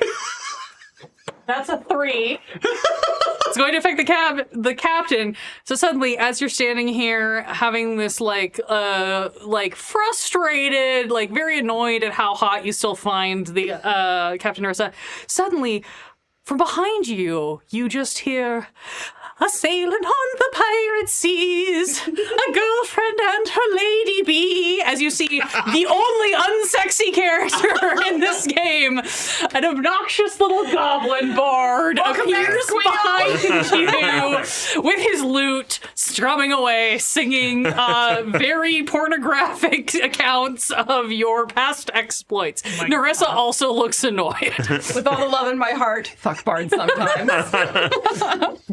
Don't fuck bards sometimes is the thing. They like that. Anyway. Burning No sensation. comment. Burning hands. Yeah. And other It's things. burning something. Great. That is, oh, Jesus Christ. That's the elk. I forgot was still here. I think the next arena we have to do on a weekend, so we could do like 10 hours. Right. I like it. I have my I have a couple of my really big write-ups. This still in that qualifies. thing. We Yeah, can do yeah. this again if you all enjoy this. Oh, hell yeah. Great. The elk is going to just charge forward and try to, with disregard to his companion, try to knock you off the edge of the boat. So actually, I'm going to need you to make. Here's the thing. Sorry, I misheard you. We're going to move on. He's going to try to knock you off the boat. I'm going to give you the option, because I'm a kind of benevolent GM, of whether you would like to make a dex saving throw to sidestep this straight line, or whether you would like to make a strength saving throw to catch yourself on the edge of the ship. If I use strength, can I use that to let? Oh wait, no, it's saving throw. Right. Yeah. Yes. Yeah. It's the same thing. Strength. Just strength or dex. Pick one. Definitely strength. Great. 21. Hell yeah. Yeah. He tries to run forward. You just like grab onto the side of the boat and stay there, and he is going to Suplex him. go over the edge. Hell yeah. Yes. If you'd like to make an attack of opportunity, I'm going to allow Yes, this. We're playing I- fast and loose with the rules because we're only going to get one more round out of this. Yes, So I will. feel free to take a free shot at him as he jumps off the side of the boat. I can't remember. It's Oh. Sorry, You just just had a bad idea, didn't you? I had a really bad idea. because I know we have that weird little thing of being frightened, right? Which means You have disadvantage on your next attack, but that also means that it burns that for the round, and so your regular attack will not be disadvantaged. sounds good. And if I use, oh, I'm actually gonna kind of use my reckless attack, or is that no on my turn? Never mind. Come On your turn, yeah. This is you're basically just taking a free swing. Just Yeah. try to punch this thing in the antlers as it goes by. That is an 18. That'll do it. Roll some damage. Cool. That's 1d10, I believe. Joan, you're going to be up next. Just a reminder. Aw. Surprising no one. I rolled a 1. Surely you have something to add to that. Yes, I do. A little something called Surgical Strike, Nice. which deals maximum damage on a single melee spell or ranged attack. Great. What's that max damage? That means it is a 10 plus 4, so 14 damage. Okay. This elk, his jaw and antlers are now glistening with blood, twinkling in the starlight as he turns to look at you with a toss of his handsome regal head. That hurt a lot, but like he's also still hot. That is how this game works. He also looks like he's pretty messed up, though. He's also now on a rock, and you're not sure if Alex can swim. So whether he can get back on the boat or not is a good question. Joan, that is your turn. You are in a swarm of sexy wasps. Said no one ever. The upward inflection of that wasps. At the top of your turn, you're going to take 3 damage. Say again. 3. 3. 3 damage. It's From probably the wasp? yes, because you're in a cloud of wasps. Great, okay. Poison damage if it matters. I think you're a normal human, Yeah, so I I am don't a normal think it human. matters. Okay. All right. I'm going to be doing an unarmed strike on this dude here. Yeah. Does 9 hit? It does maybe if we use a coin. Go for it. Sure. Add a d6 to that. That's just, it's whatever. 5. Table Okay, gods. so that's total 14. Sorry, no, it's right That's behind fine. me. 14 will hit. Hell yeah. Great. Okay, and what? 1d4 plus 3. For those of you watching That's at going home, to be 6 remember, damage. for those of you watching at home, please remember that you can submit bits and they can buy more Yes. cards for their decks Yes. or get more bits to add to their things, or you can give them to me if you want me to pull more cards from the DUI in the middle of rounds. 6 damage. 6 damage. He goes, ow! And then falls over the edge of the Oh, great. All right, I didn't even have to use, I didn't even get to use Flurry of Blows. I was so prepared. Okay, then in that case, I would like to do one more time. Can I stack these? Yeah, I don't give a shit. All right, one more time. Barely playing by D&D rules. To gain an extra action, and my extra action is going to be Bull Rush, using an action to move 30 feet in a straight line, in addition to the fact that I already get 50 Monks, man. so I'm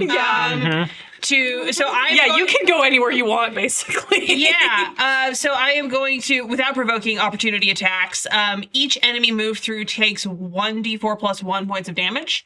Okay. So let's see. What do y'all think? What's the 80-foot route I could take that runs past the most With dice? 80 feet, if you want to go out on there, you probably could like dip down. Do you think I can stairs go or around? Yes. Yes. All right. 5, 10, 15, 20, Nah. 25, 35, 40, 50. You could get these 2 guys. You could get him. I will say if you go for him because you're going in a straight line, I will also make him make a strength save to see if you can push him off the boat since you're bull rushing. Get him. Yeah, I'm gonna go for him. Great. Okay. All right.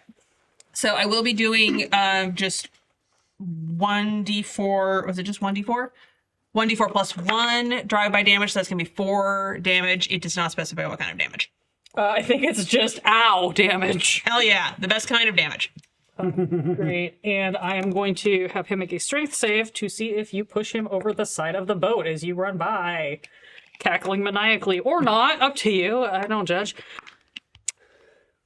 He does save, but he is now like slammed up against the side of the boat. It's just, ow! Why is your crew so rude? You were not like this when we went on tropical vacation. Everybody drank cool tiki drinks out of pineapples and we had much sex. It was great. Crimson Blade considers that for a second. Yeah, I was not there for that tropical vacation. This was so, before you joined So up. I'm like, what is this? Oh, you actually know nothing about this tropical vacation because everyone has a pact to not talk Yeah, about well, I'm like So- learning a lot about the crew Yeah, in you're the last extremely in the last confused. what 12 seconds. Yep. Yes. Yeah. Yeah. Technically, we're at like we're not even through the We're like whole 9 rounds. seconds. like maybe. Yeah. Yeah. Well, there was a little bit of banter before we entered initiative. So I'll say 30 seconds. The last 30 seconds, I've learned a lot about the crew. Yeah.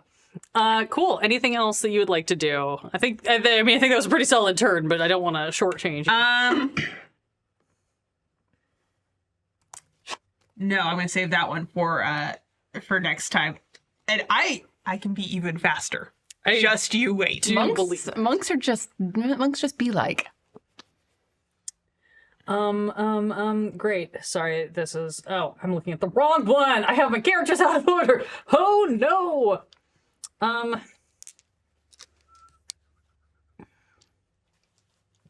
You're an elf. That's useless. You're an elf. That's also useless. Kiss.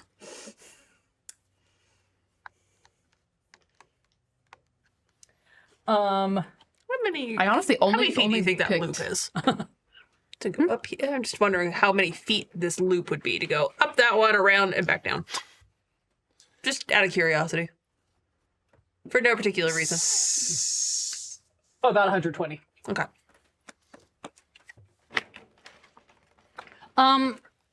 Captain Crimson Blade, Ma'am. I would. What is the save? I need you to make a charisma saving throw. Ew. Oh,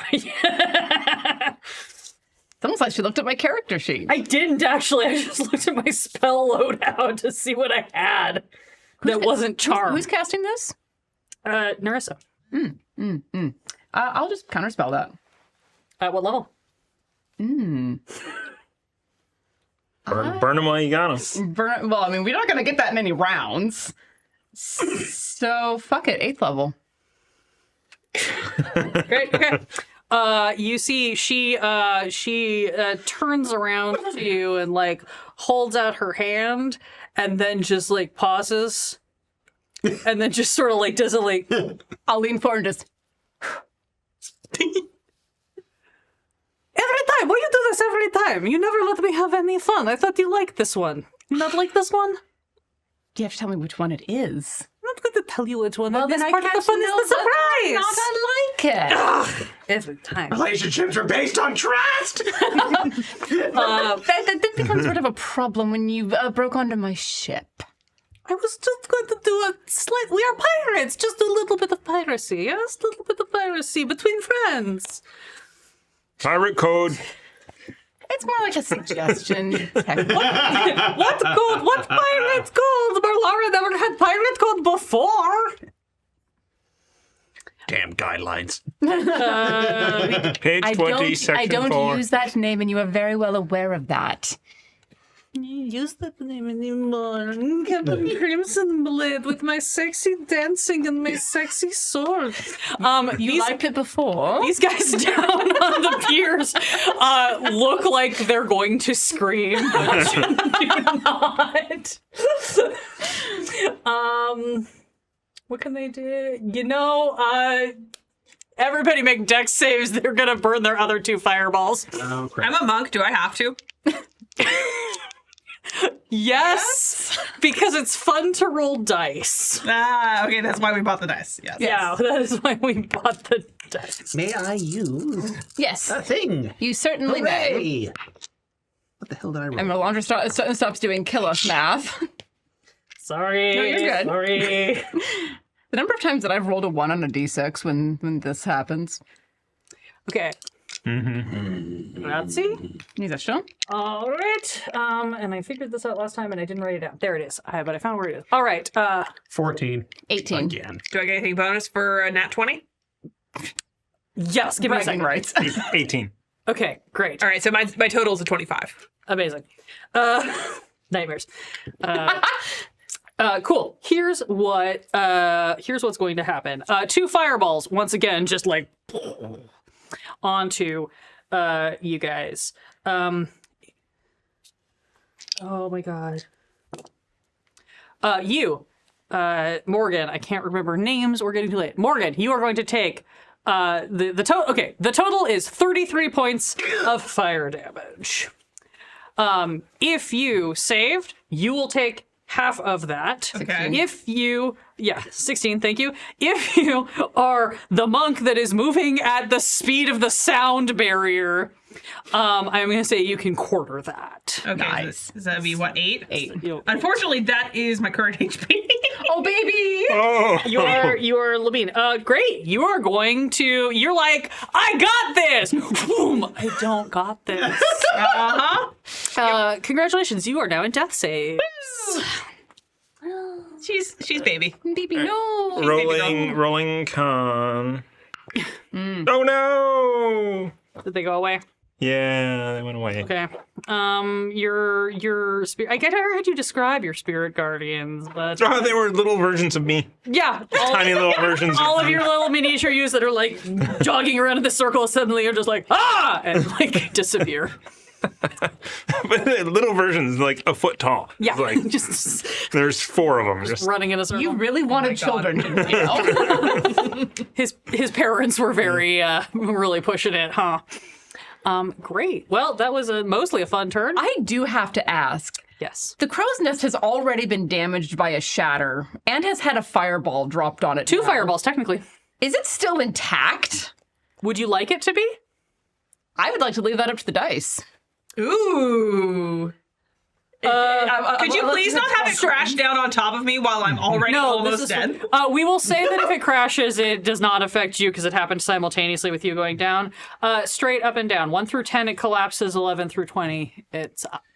I was gonna say, I feel bad. I've got Alec Trevelin. 12. 12. It is up, but it is barely hanging on.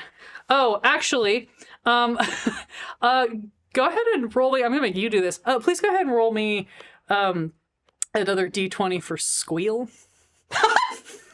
To see if you managed to dodge that fireball or not. Fair. That's a 9. Great. Squeal is like, and then they kissed and then they laughed. And he crackles up. I don't want to deal with any more things. He vanishes back to the alternate dimension from which he came. I will glance in the direction of whoever threw that fireball and just be like, thank you. You see this guy down there, just like full thumbs up, like, I got you. And with that glorious fireball turn, as we hit the 15 initiative, a couple of things have to happen. First of all, we have to shout out the lollygaggers. Thank you for the raid. Welcome. We are playing an incredibly chaotic arena on a pirate ship that is just constantly on fire at this point, and every NPC is hot because I decided not to fight my usual type. Another thing that I have to do is give you a bit from Duke Fleeg to help Thank you, replenish Grace. the pool. Since you are appropriately burning through them, just like the fireballs are burning through your ship. I probably should have been making you do HP damage to your ship for the amount of fire, but, you know. Ship's had a hard enough life as it is. Poor thing.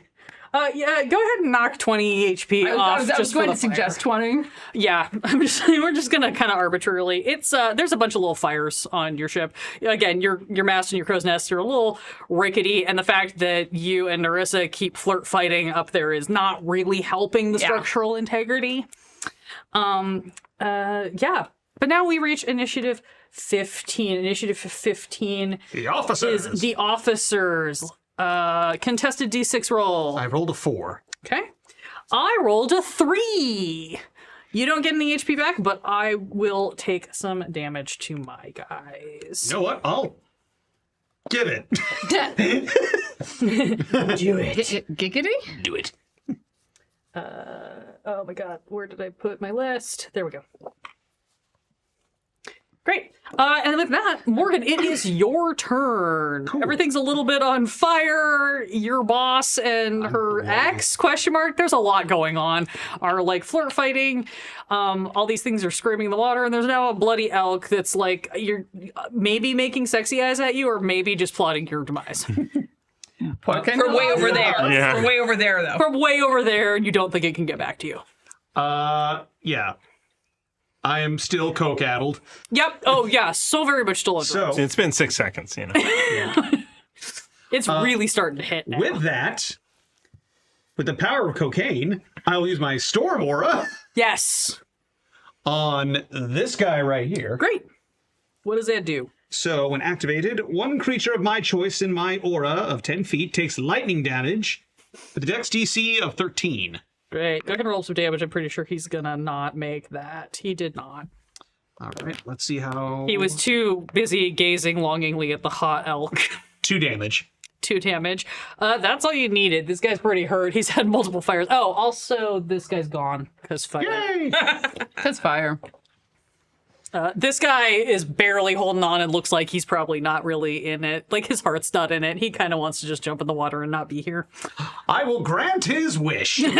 I'm going to run over and deliver a smack of the glaive. Go for it. I do love a glaive. Also going to use reckless attack. Okay, I was gonna say, if you want to save that, you probably don't need it. He's very hurt.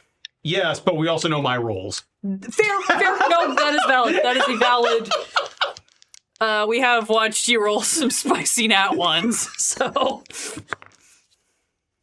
Maybe I didn't need it. That is a 22. Oh, that'll super hit. Yeah, so basically he gets 5 minimum by default. Oh yeah, that's enough. That's enough. He just looks up at you and just kind of goes, and accepts his fate. And how much movement is left? I can't math. How much movement do you have total? 40.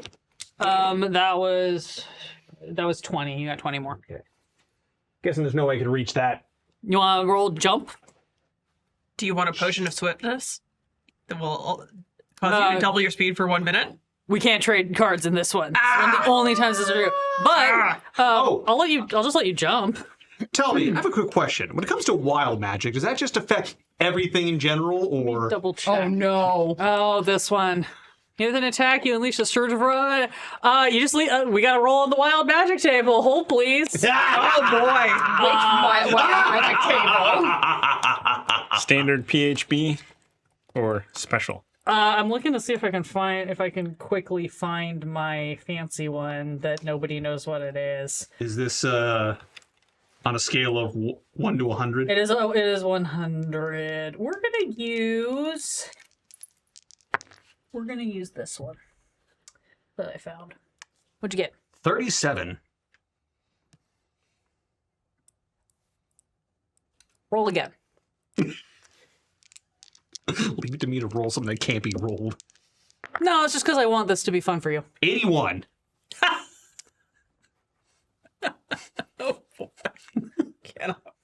You can tell who plays Call of Cthulhu. I in know. Delta Green. I know. I was like, As you strike with this glaive, everyone everyone needs to make me a wisdom saving throw as does that include me? no, because you're unconscious. You're fine. You will not hear the eruption of the echoing fart that decimates across the soundscape. That's not in the player's handbook. Nope, it's not.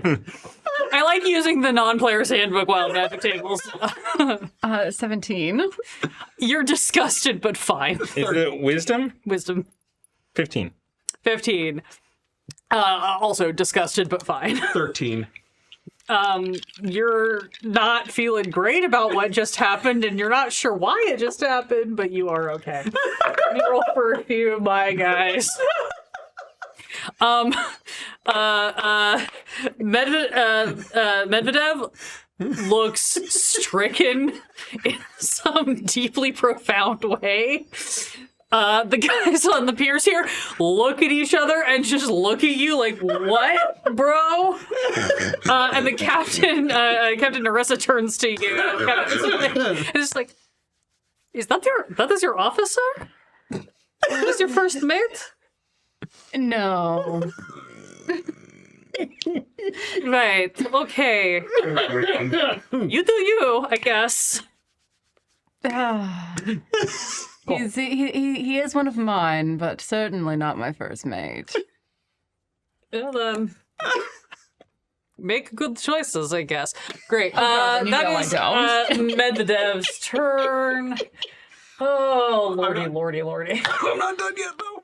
Okay, never mind. He said, gotta try and make the jump roll. Oh, right. Yes, sorry, you're right. Yeah, so you pop up here. Yeah, I'm not even gonna do proper jump rules. I'm gonna say athletics or acrobatics, whichever is better for you. Athletics for sure. 21! Yeah, you just like sail over and land right. Bring the glaive down! Is that your second attack? Yes. Okay. Because I have I'm just tracking.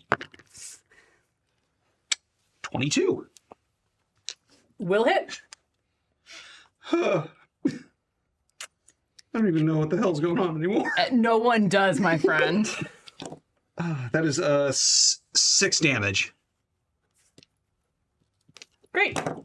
you cleave into this guy's area, and you see he like looks down where you've like slashed across his sleeve, and you just and his tongue just like rolls out of his mouth as he like licks it a little bit and then just retracts in really quick, and then he just kind of looks at you. Like that. Toad. Anyway, is that it for you? Anything else?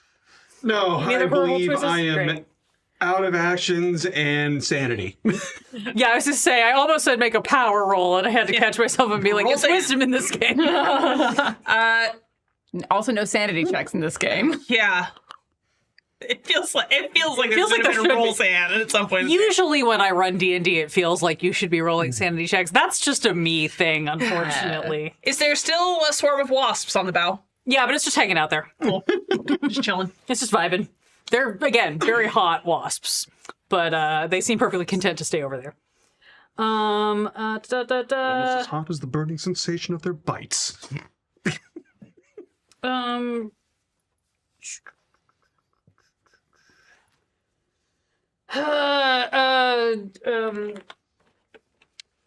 Specialist H. Davidson, you suddenly find yourself blinking horribly as a concentrated beam of moonlight just shoots down around you. When you enter for the first time or start your turn, you will make a con save. So right now you're just uncomfortable. Okay. Actually, your turn is next. Let me see if this guy does anything else. I don't think so. Nope, that's it. You absolutely know that this is coming from the first mate. All right. Ooh, con save? A con save. 21. Okay. Yeah, you're. I mean, you're not enjoying this, but you are technically fine. You're only gonna take half of my very shitty roll. So you're gonna take 6 radiant damage. Okay. Sounds good. And on my turn, I'm going to mass healing word. Yay! Yay! All right, we have a cleric. There's a cleric, which I think that 60 feet. You can get it. Oh, yeah, I'll move You just get under everybody. the thing, get everybody. So 8, Hooray! 12, 14, 15. That also means I think you've sidestepped out of the moonbeam. Good job. Yeah. 18 points of healing to everyone. Does that include me? Yes. So you Oh, pop hell up yeah. with 18 or your max. And since My that was max is a little more than that, but Okay. not much. I wasn't sure. since it was a Yeah, bonus 24. action, Yes. I will then cast a cantrip Yeah. on the first mate. Okay. Wisdom 18.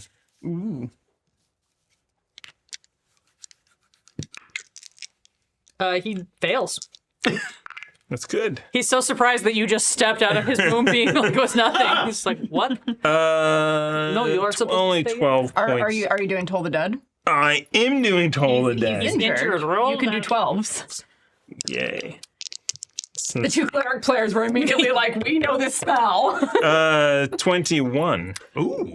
Cool. What does your bell sound like? What kind of sound? Or is it even a bell? Is It just goes bong. just a big bong? Bong. It's Does it literally say me bong? saying bong. Oh, Nice. I was going to say, does it sound like Joseph Gordon-Levitt? Yes. It's very close-ended. And if he's still up, I will actually move to just be next to him. He is still up, but he looks extremely hurt. Possibly more emotionally and spiritually than physically. He does look at you as he walks up, and he kind of looks at Joan as she gets up, and he's like, "This feels really futile, yes? That we are fighting instead of making love? This seems like a strange choice, yes?" Great. That was a great turn from Specialist H. Davidson. Initiative 10. That's the crew. Is our crew. All right. Let's roll our 6. sixes. Ooh. Ooh, 5. Nice.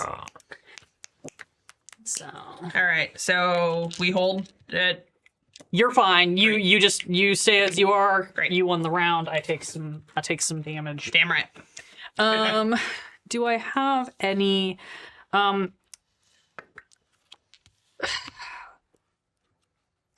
I'm going to actually let Grant roll this one for me. I need you to roll a d20. This is basically, we're doing just a check to see if this one remaining guy who's been hiding in the water over here is going to try to engage, or if he's just like, fuck it, and he's going to leave. There's also a guy over here who probably has the same Different decision group. to make. That's a 17. 17. Okay, cool. He is going to try to nut up and get onto the boat and make an... I rolled great for everyone else. No, it's fine. Yep. I said try. He can't really get anywhere. He's going to come up onto the boat here, and he's going to get to about here. Does he have anything ranged? I don't think he does. Most of these folks were designed to get up in your business because they were trying to surprise attack you guys, and it didn't work. Yeah, he can't do anything from range. So he's just going to stand there and just kind of regret immediately that he did that. 5, that's going to be the artillery.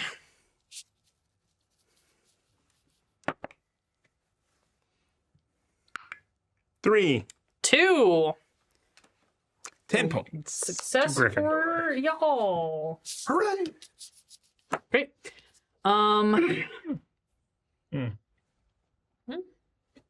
Have to remember which random summon this was. Had too many. Whatever it is, I don't think it's on the board anymore. Because my elk is over here, so. It might have been the bard. Wasps. I think it was the wasps. I think you're right. Great. They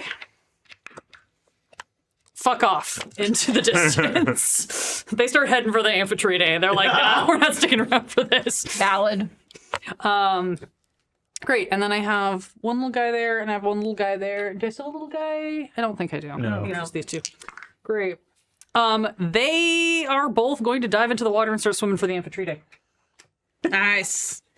They've seen and heard more than they wanted to tonight. Oh no! We were told that this was going to be an easy takeover. That is 100% what is happening. They're like, we these were folks- told this would be quick and easy, and we were going to surprise them. And Yeah, and it turns out these folks are better fighters and weirder fighters than we expected. honestly, I think most of this is that there's a bunch of crew members on the infantry that apparently also did not know about the tropical vacation, and they are learning a lot about their captain that they did not want to know.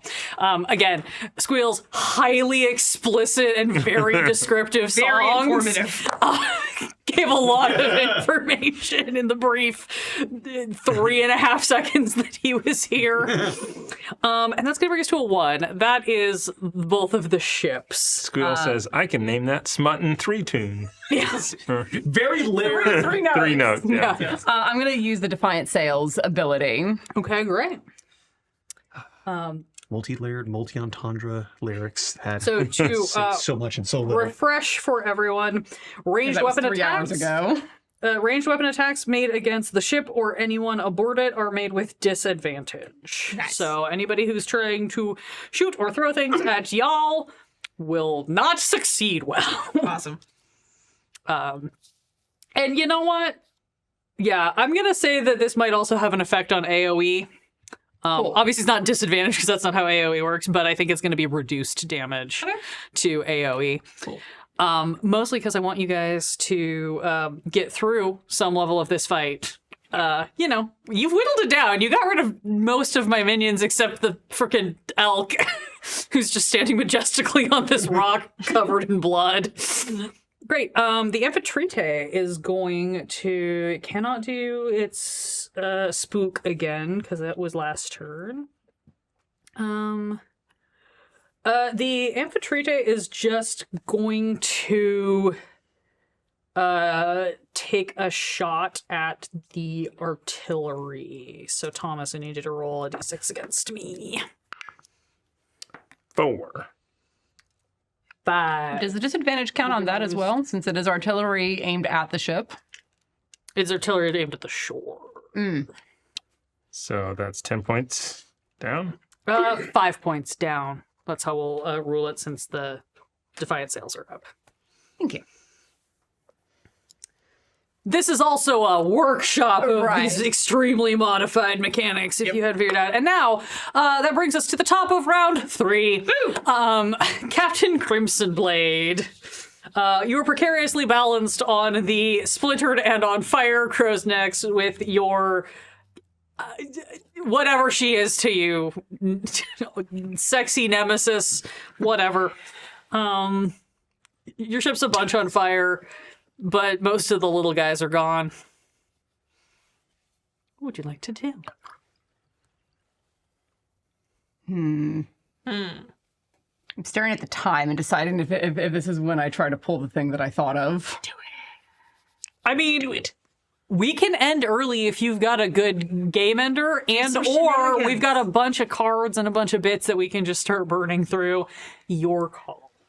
Okay.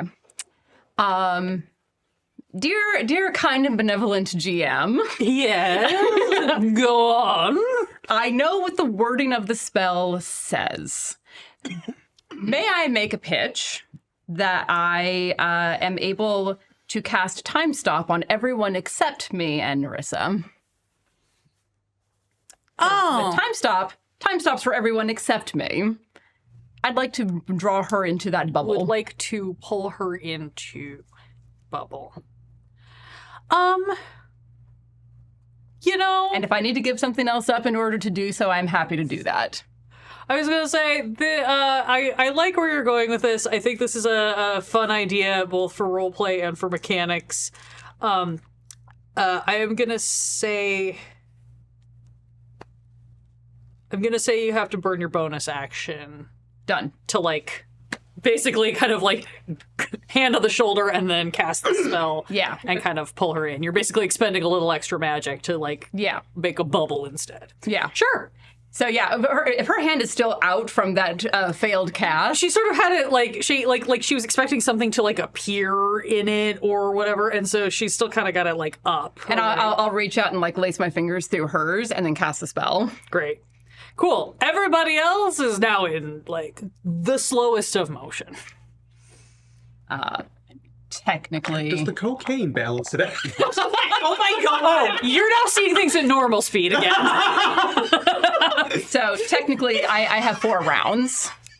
Great. So basically, you guys are just gonna take 4 turns, and then it goes back into cool. Basically, and she's in it with me. Yes, great. She looks at you and looks at you. She's like, "What is this? What is this? You think you can seduce me with sexy hand gestures?" Darling, time usually stands still when I'm looking at you, and this time it's just a little more literal. Oh, that's gross. Okay, what do you want? I'm What going do you to want? gesture around. We have a little bit of time. I would have just made out with you anyway. Like, what do you want? It doesn't have to go down like this. Us fighting each other and running around all of this. Darling, we could be so much more powerful together. 2 pirate queens fighting the world, fighting the dumbass men that we run across all of the time. You want to join my army? I'd like us to be, at the very least, sailing partners. That is an unusual euphemism for it, but I think I get what you are putting down. Alright, It works on about 3 different levels. So 70-30 split?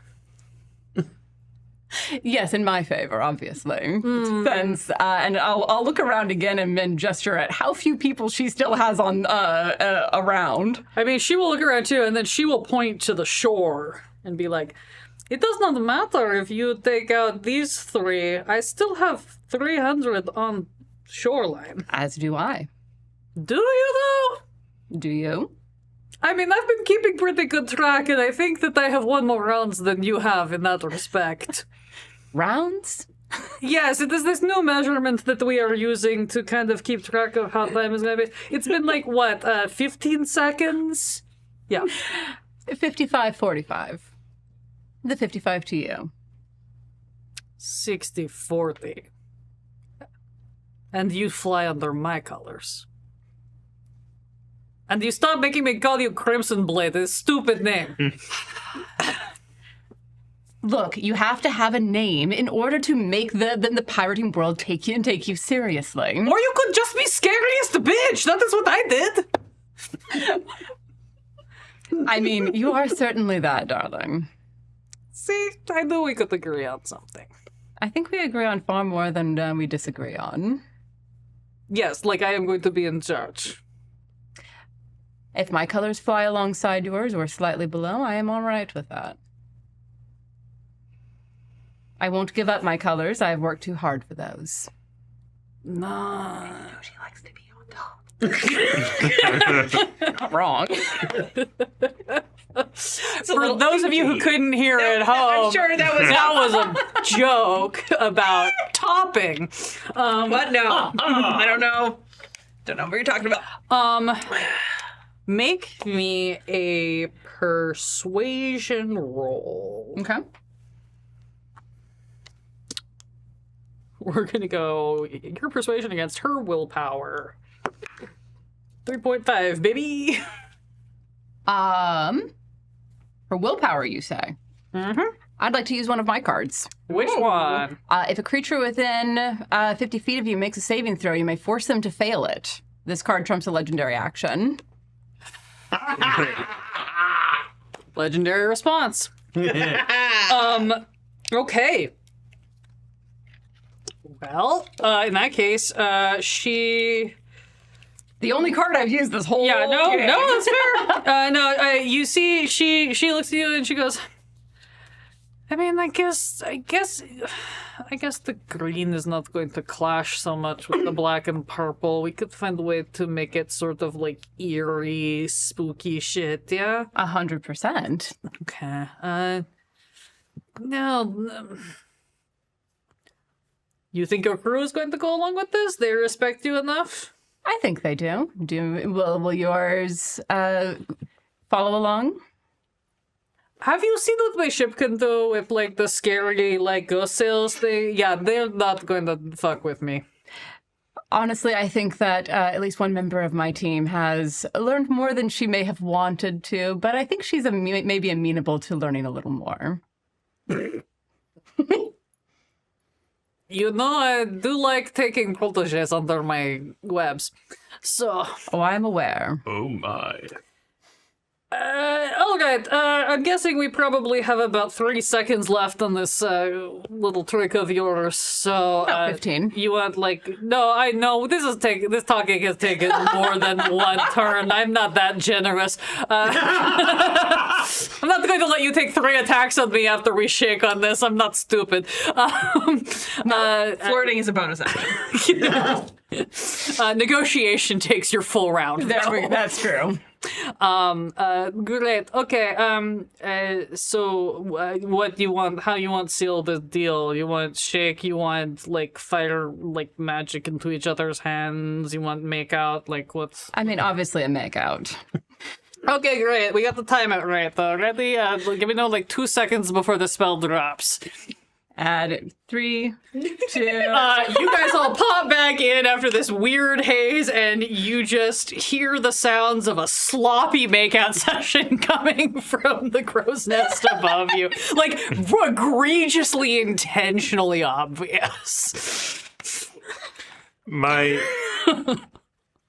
Oh, it's not an actual hand. No, I'll say my what is that? Spiritual weapon. My spiritual weapon is an actual hand. Yeah, because I will have it slapping her. float down to me and cover my eyes.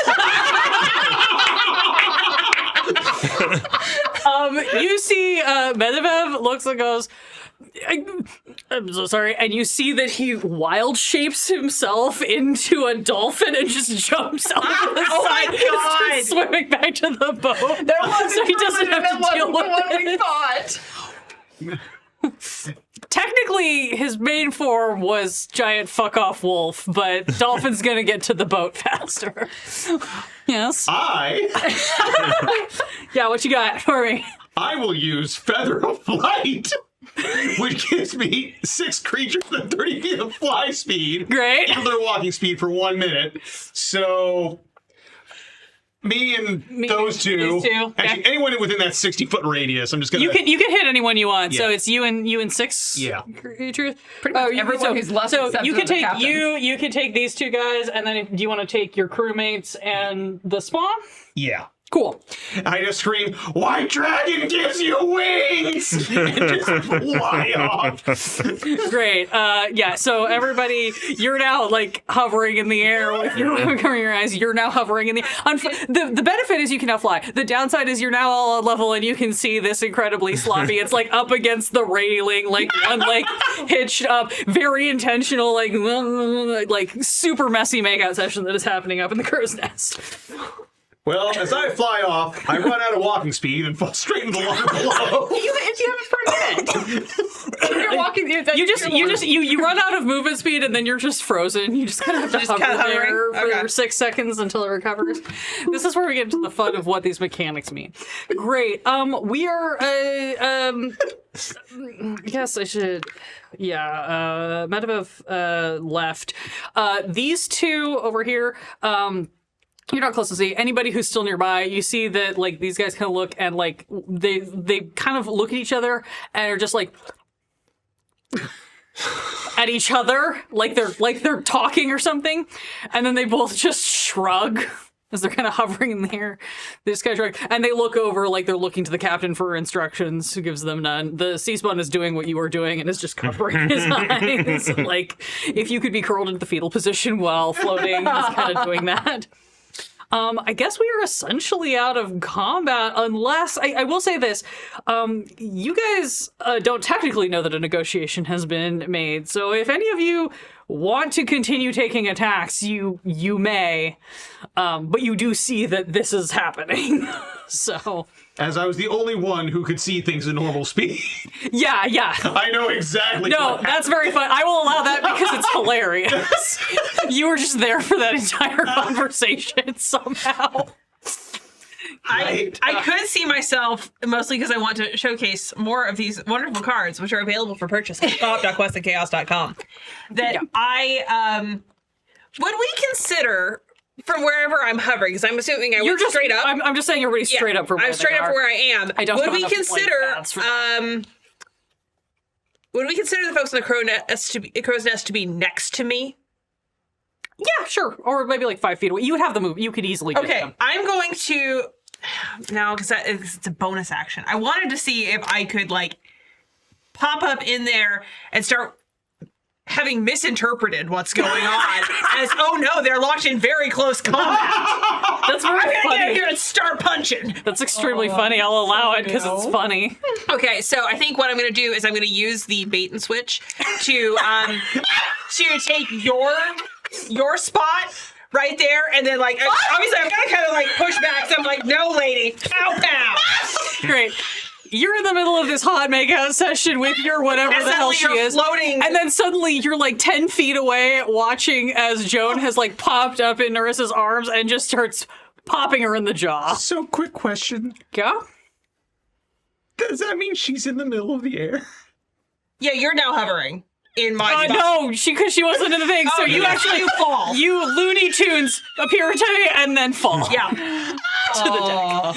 But I'm so earnest in my fighting. Yeah.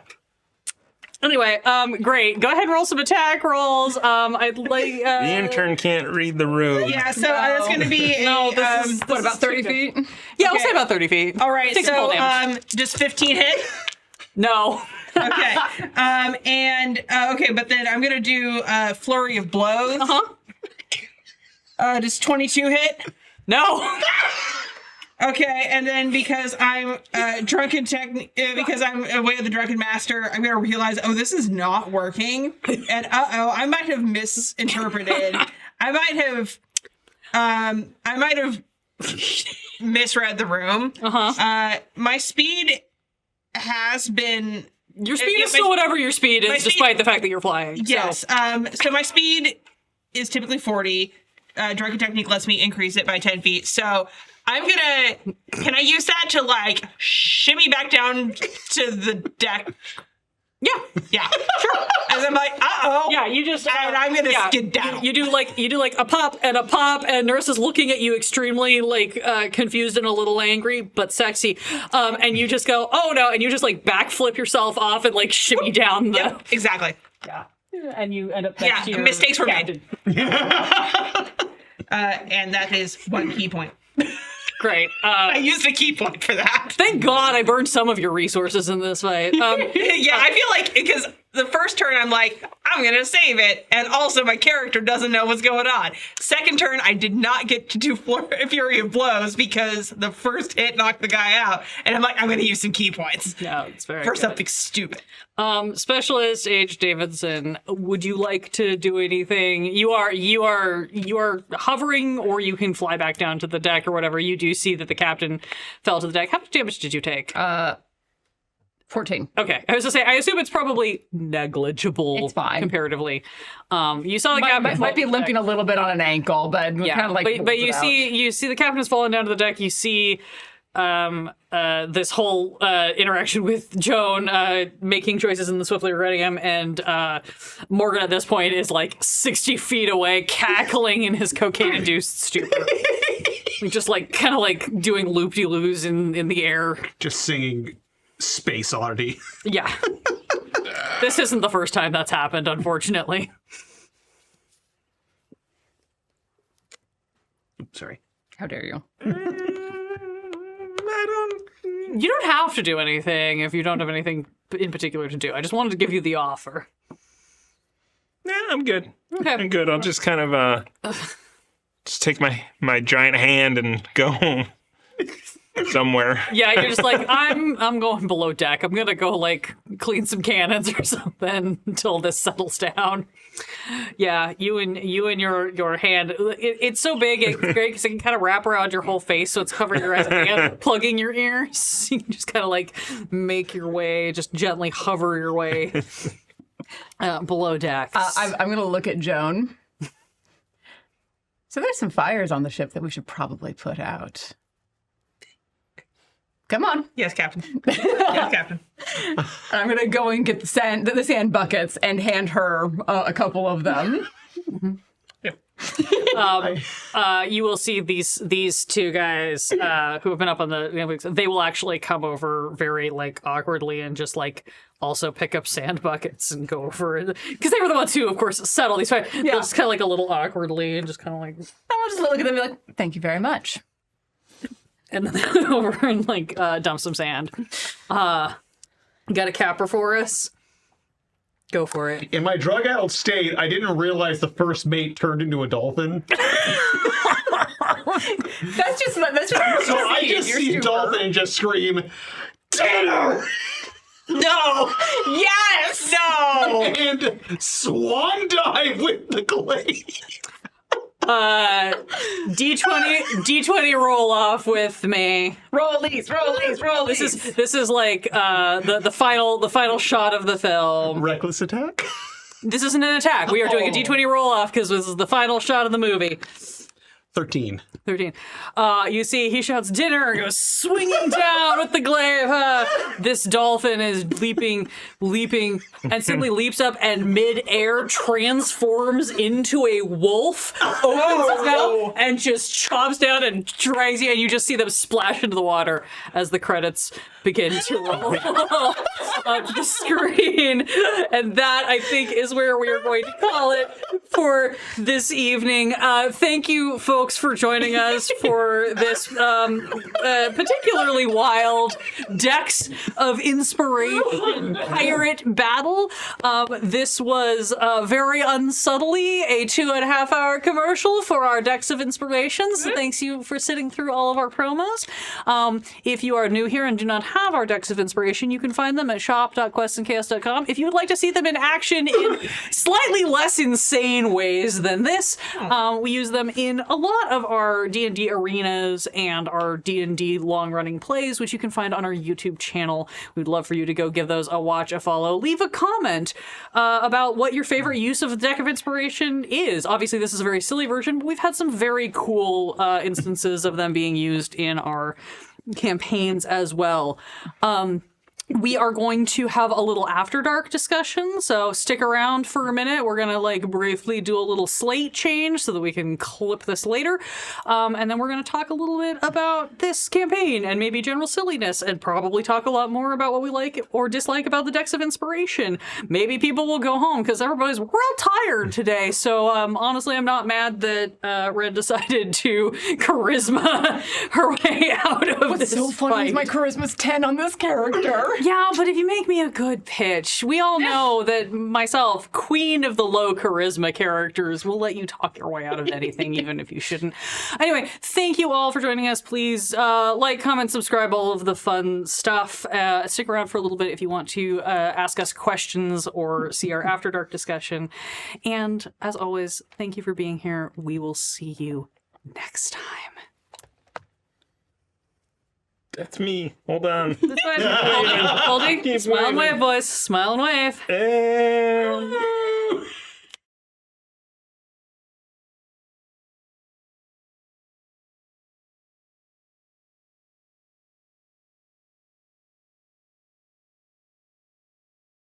That you chose. Thanks. I was trying to find a boat, aquatic, something themed one that we hadn't used yet before. It's really That is pretty. I from like it. It is the Harbor of Baldur's Gate. Ah, well, that tracks. Yeah. Well, I was like, oh, that'll work because we're in port. Because I Yeah. needed you. I needed you to be on a boat, but I also needed it to not actually be a ship battle because I didn't want to deal. Well, with dealing that with two ships would be a challenge. Yeah. Hi everyone. Welcome to the Hi. After Dark. This is where we're just going to casually chat and ask questions. If you, excuse me, if you in the chat have questions about any of this, specifically any of how I designed this absolutely bananas and very over-designed combat, please feel free to ask. Also goes for you, the players, if you want to know anything. But otherwise, we can just chill and chat. I would love to do this again when we could spend 6 hours playing it, because I was looking at the time and going, I feel like I can make a strong enough pitch that I can at least give us a shot at ending on my turn. But this could be at least a couple more hours worth of fun. Easily. Pretty Yeah. easily. Yeah.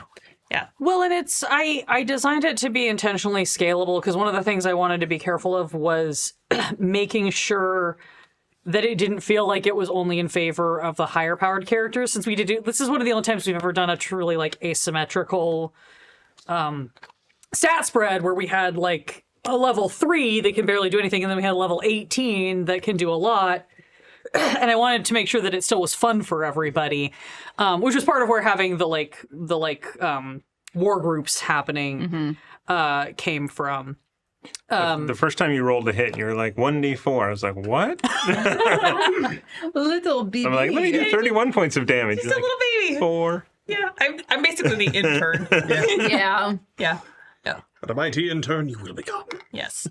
I do wonder a lot about later, once the fires are put out, now what on this ship? Because I can imagine later on, dear sweet Joan turning to you and being like, so what happened in Cuba? Yeah, she's going to get an education. And depending on how that conversation goes, potentially, so what else can that giant hand do? But You'll do fine here, kid. I did a lot of lesser restoration. And protection from poison. Yes, exactly. great. That's Someone's drinking that trip. that's what this is what the After Dark is for. Yeah, that actually was the first time that I think protection from poison was ever used on this channel. Oh.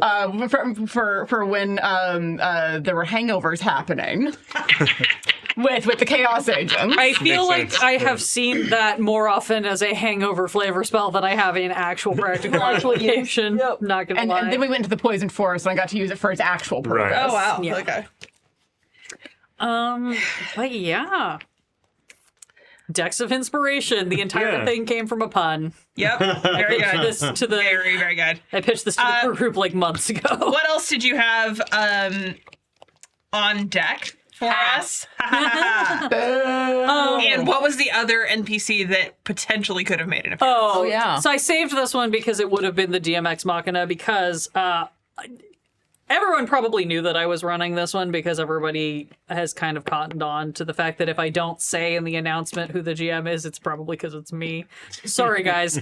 It's an availability thing. Everybody else is doing so many back-end projects that I am usually running the arenas because I'm the one who's available. This was a question in the patron poll that I offered, and 2 of the 3 suggested answers were Dave. Yes! And I was like, oh, also because of like what he is and what he can That do. I was like, makes so that is much actually a sense. very, like, if I need a DMX Machina to kind of be like, hey guys, let's just fully turn the tide so that we can wrap this into a conclusion. I was like, oh, that's actually a convenient one. Also because I had set up that I have a lot of your opponent NPCs have various like shape change type abilities.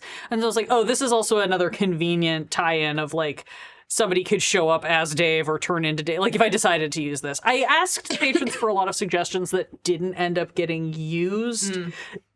Simply because of like timing and implementation. Well, but you had them ready if you needed them, and that is always like one of the benefits of having people throwing in suggestions. Yeah. Well, and that was a lot of it was like giving, like if I need a quick like, oh, here's a cool object that I can give you, or oh, what's an idea for a monster I could throw out. We didn't have as many responses as we sometimes do to this patron poll, which is totally fine, but it just meant that I felt less obligated to pull from it because I just didn't have as much to pull from. Sure. The one thing that we did directly do is I asked everybody to suggest a class and subclass for each of the 4 seats.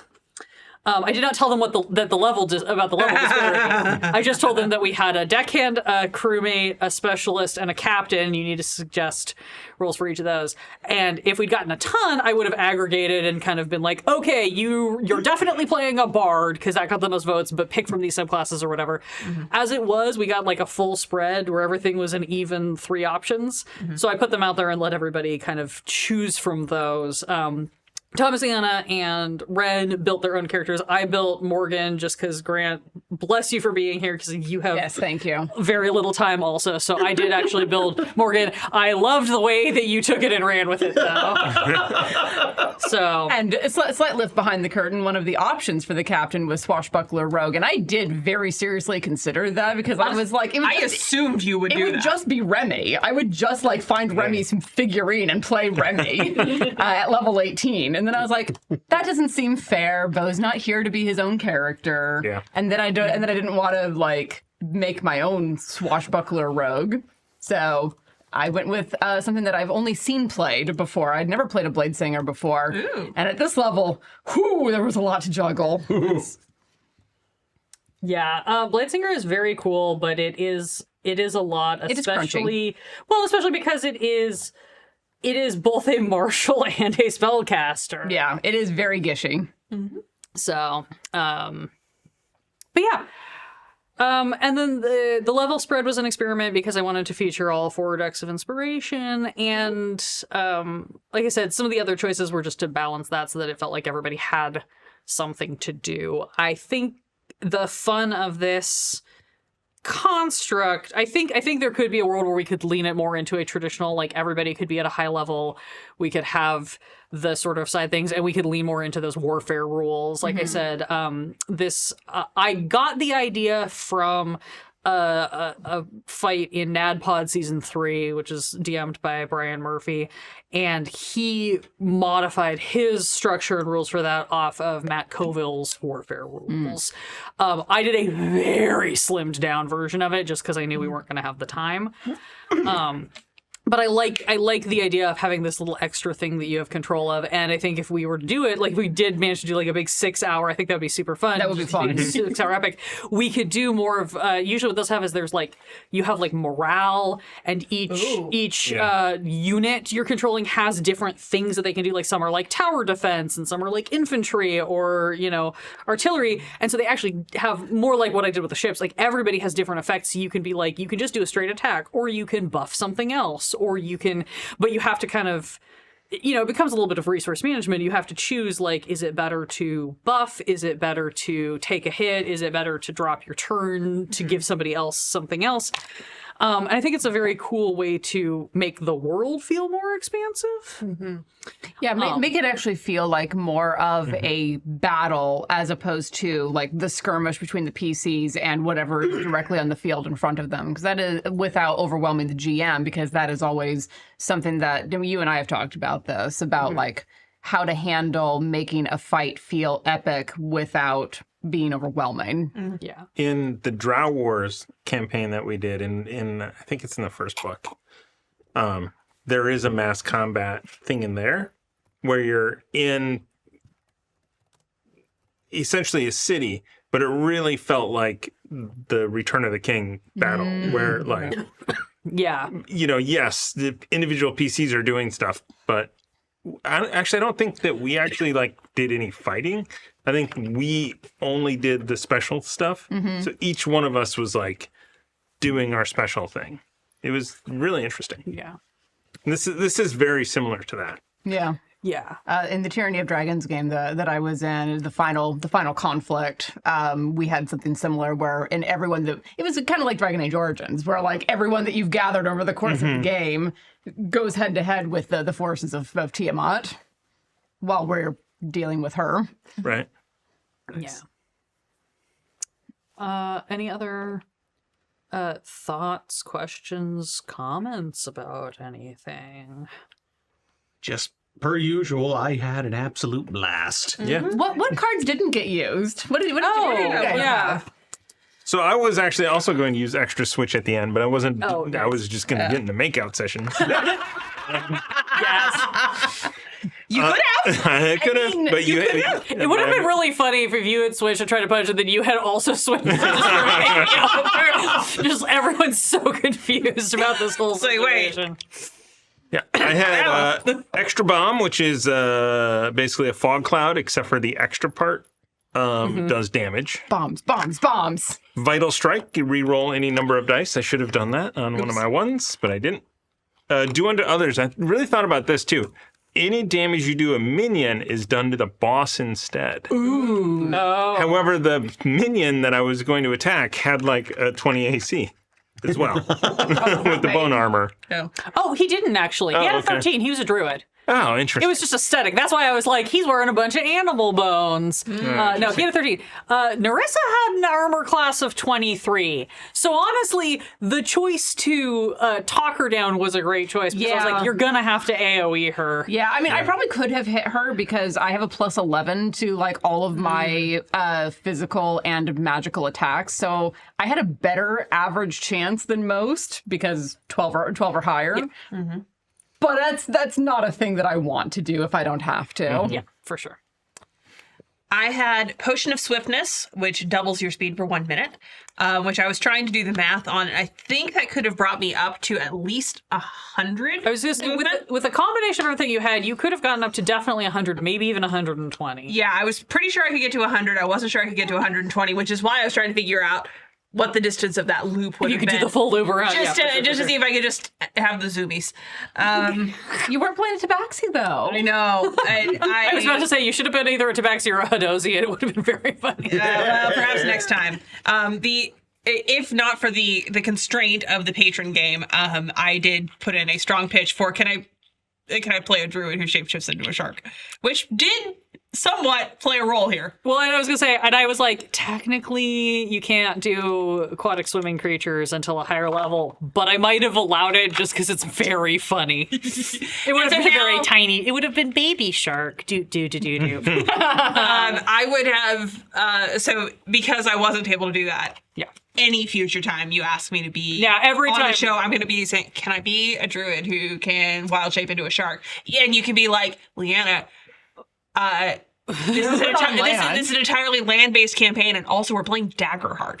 I was going to say, so what I'm hearing is that I need to run Girl by Moonlight, which is the magical girl-inspired game running off of the same system as like Monster of the Week or Thirsty Sword Lesbians, and that can be your magical girl transformation. Okay, that sounds amazing. I'll loan you my rule book if you want to read over that. I'm very curious. The other card that I had was Interrupting Dash, which allowed me to move up to 10 feet to interrupt the somatic hand gestures of a spellcaster.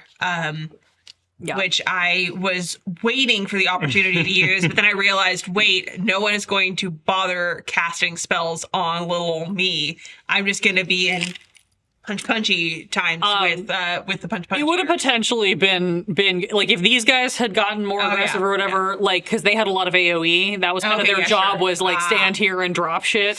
Makes sense. So like if you decided to run up and like bop on one of them, this is one of the things that is a cool reminder from the deck that we don't always do unless it's a really hardcore flavor thing, is talking about like verbal and somatic and physical components. And I'm a little burned out on D&D in general, so I mostly only run one-shots these days, except for my one home game. But I do kind of like the idea of running a game where that, like, I'm like, whatever your character build is, like, you need to integrate that into your descriptions in your character, because I think it's a really cool part of D&D, and I think having to, like, utilize your focus or find your components and figure out how can you get these spells off. We did this, I was... Swords and Sages Season 2 coming soon. Check your local socials. But I was reminded of like, oh, I did actually like bring this up because I'm a spellcaster in that game, and I did I can't get a surprise round because they clearly know we're here. If I turn my back, can I try to get off a buff spell like at the top of before we go into initiative? And I was like, yeah, like this is the cool kind of fun things that you can do if you utilize that. Anyway, more cards. Did you have any cards left, or did you? No, I used them all. Yes. Yeah, I just wanted to check. You're the only one who understood the assignment. You all did really good. I want to be clear. Like everybody did a really good job of like using cards. So You did a really good job of shilling for them. Yes. Yeah. One could argue I was the pitch deck. I had boosted Minotaur. By drinking this potion, you gain the effects of a long rest, which was why I was spending spell slots like they were water. Yeah. oh yeah, you're just like, and now I get them all back. Yep. When you complete your next long rest, make a DC 18 Constitution saving throw or suffer 2 levels of exhaustion. Fine. Mono a mono. When consumed, this potion polymorphs your character to a copy of one creature on the battlefield. I almost did that because I was like, there's a creature on the battlefield now. I could be an elk. Oh my god. This does not need to a beast, and there are no CR restrictions. No, it's creature is a person as well. Yeah. That was the one that I was going to be like, if you tried to use that one, I was like, you might not be able to, because here's the secret. I wasn't using like real stat blocks for any of these things. They all had real stats, but I was hybridizing them like on the fly. See, and when I hear creature, I understand that can also be like NPCs and whatnot, but I never think that because polymorph specifically is like animals. See, the intent that I read, because it said it doesn't have to be a beast, I'm like, oh, the intention is that you can pick anything. Like, I'm like, I would like to be Tiamat. I mean, so be Batman if you can be Batman, unless you can be Tiamat. Yeah. It's like, I would like to be Vecna, please. And you're just Jesus. like, oh, God. Honestly, the one that I thought that you didn't want me to have was burrowing claws, because it doesn't make any sense in a boat.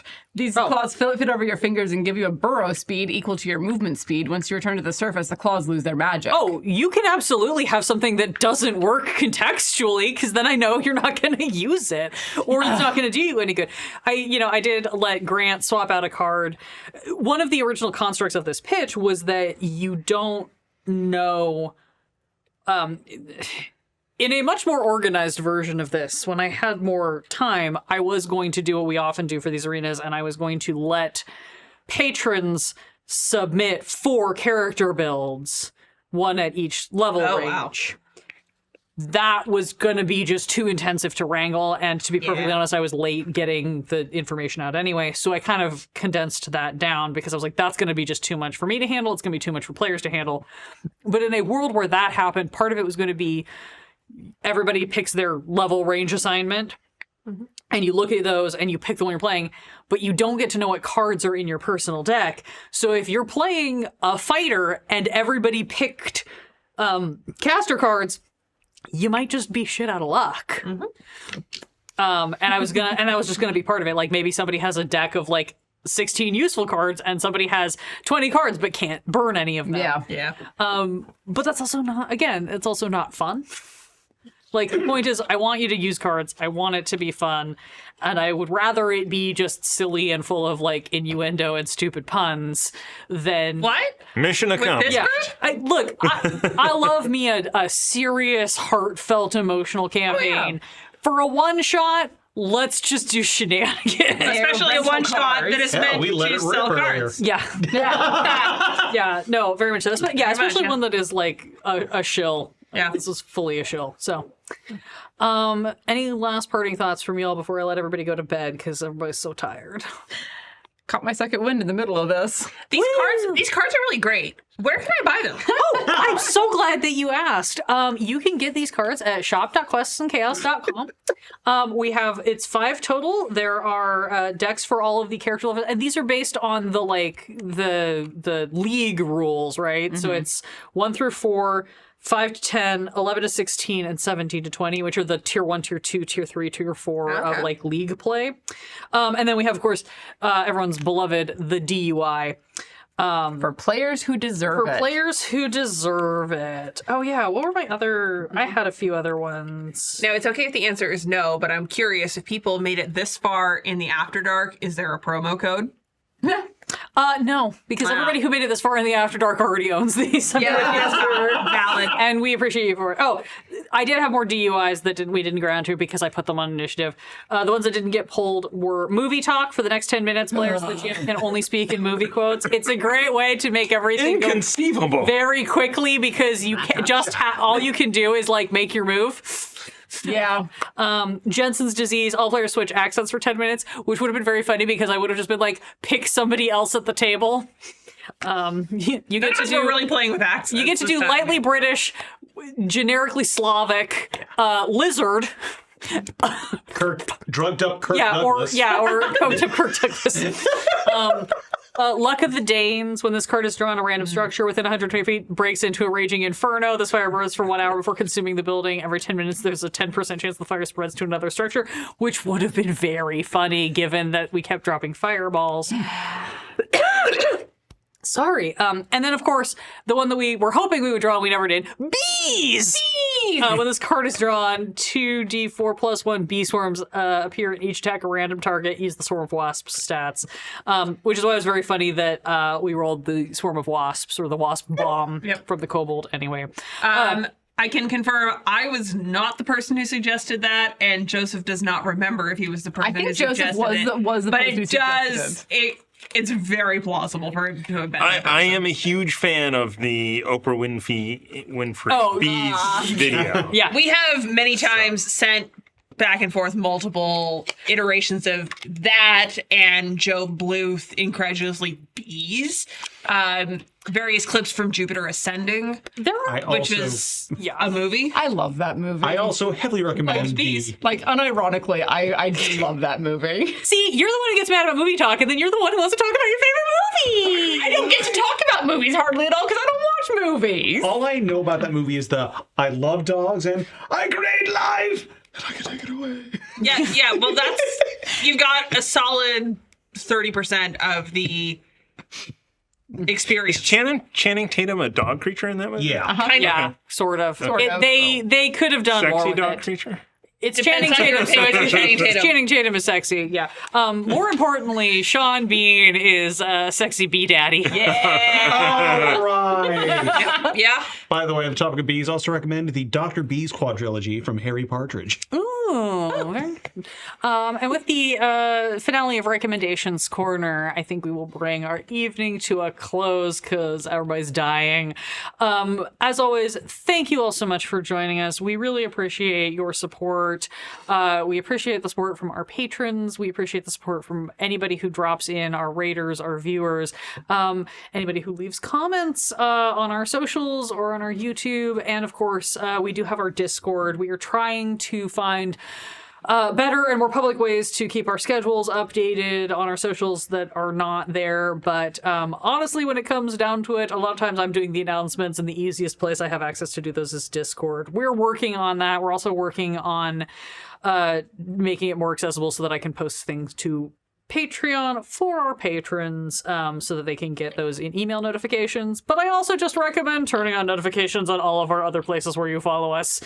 Your odds will be better. I should start posting to the YouTube community page again. I used to do that. We do have and I that. Yeah. No, I used to do it, and I have slacked off because I'm lazy, and our social media thing that did all of it automatically doesn't work anymore. Thanks, Internet. Don't buy one of those lifetime things because it stops working. Yeah, we both. Doing shitification. Yeah, we Cheers. both bought it, and 2 months later they sunset it. Anyway, if you'd like to hear more of my rants about technology, join our Discord or hit us up on socials. And next month, I believe it's going to be the second Thursday of June, if you want to mark your calendars. Unless this changes, I believe we will be here on the 11th of June for our next one shot. In the meantime, everybody, sleep well. Say hi when you get a chance, and we will see you next time.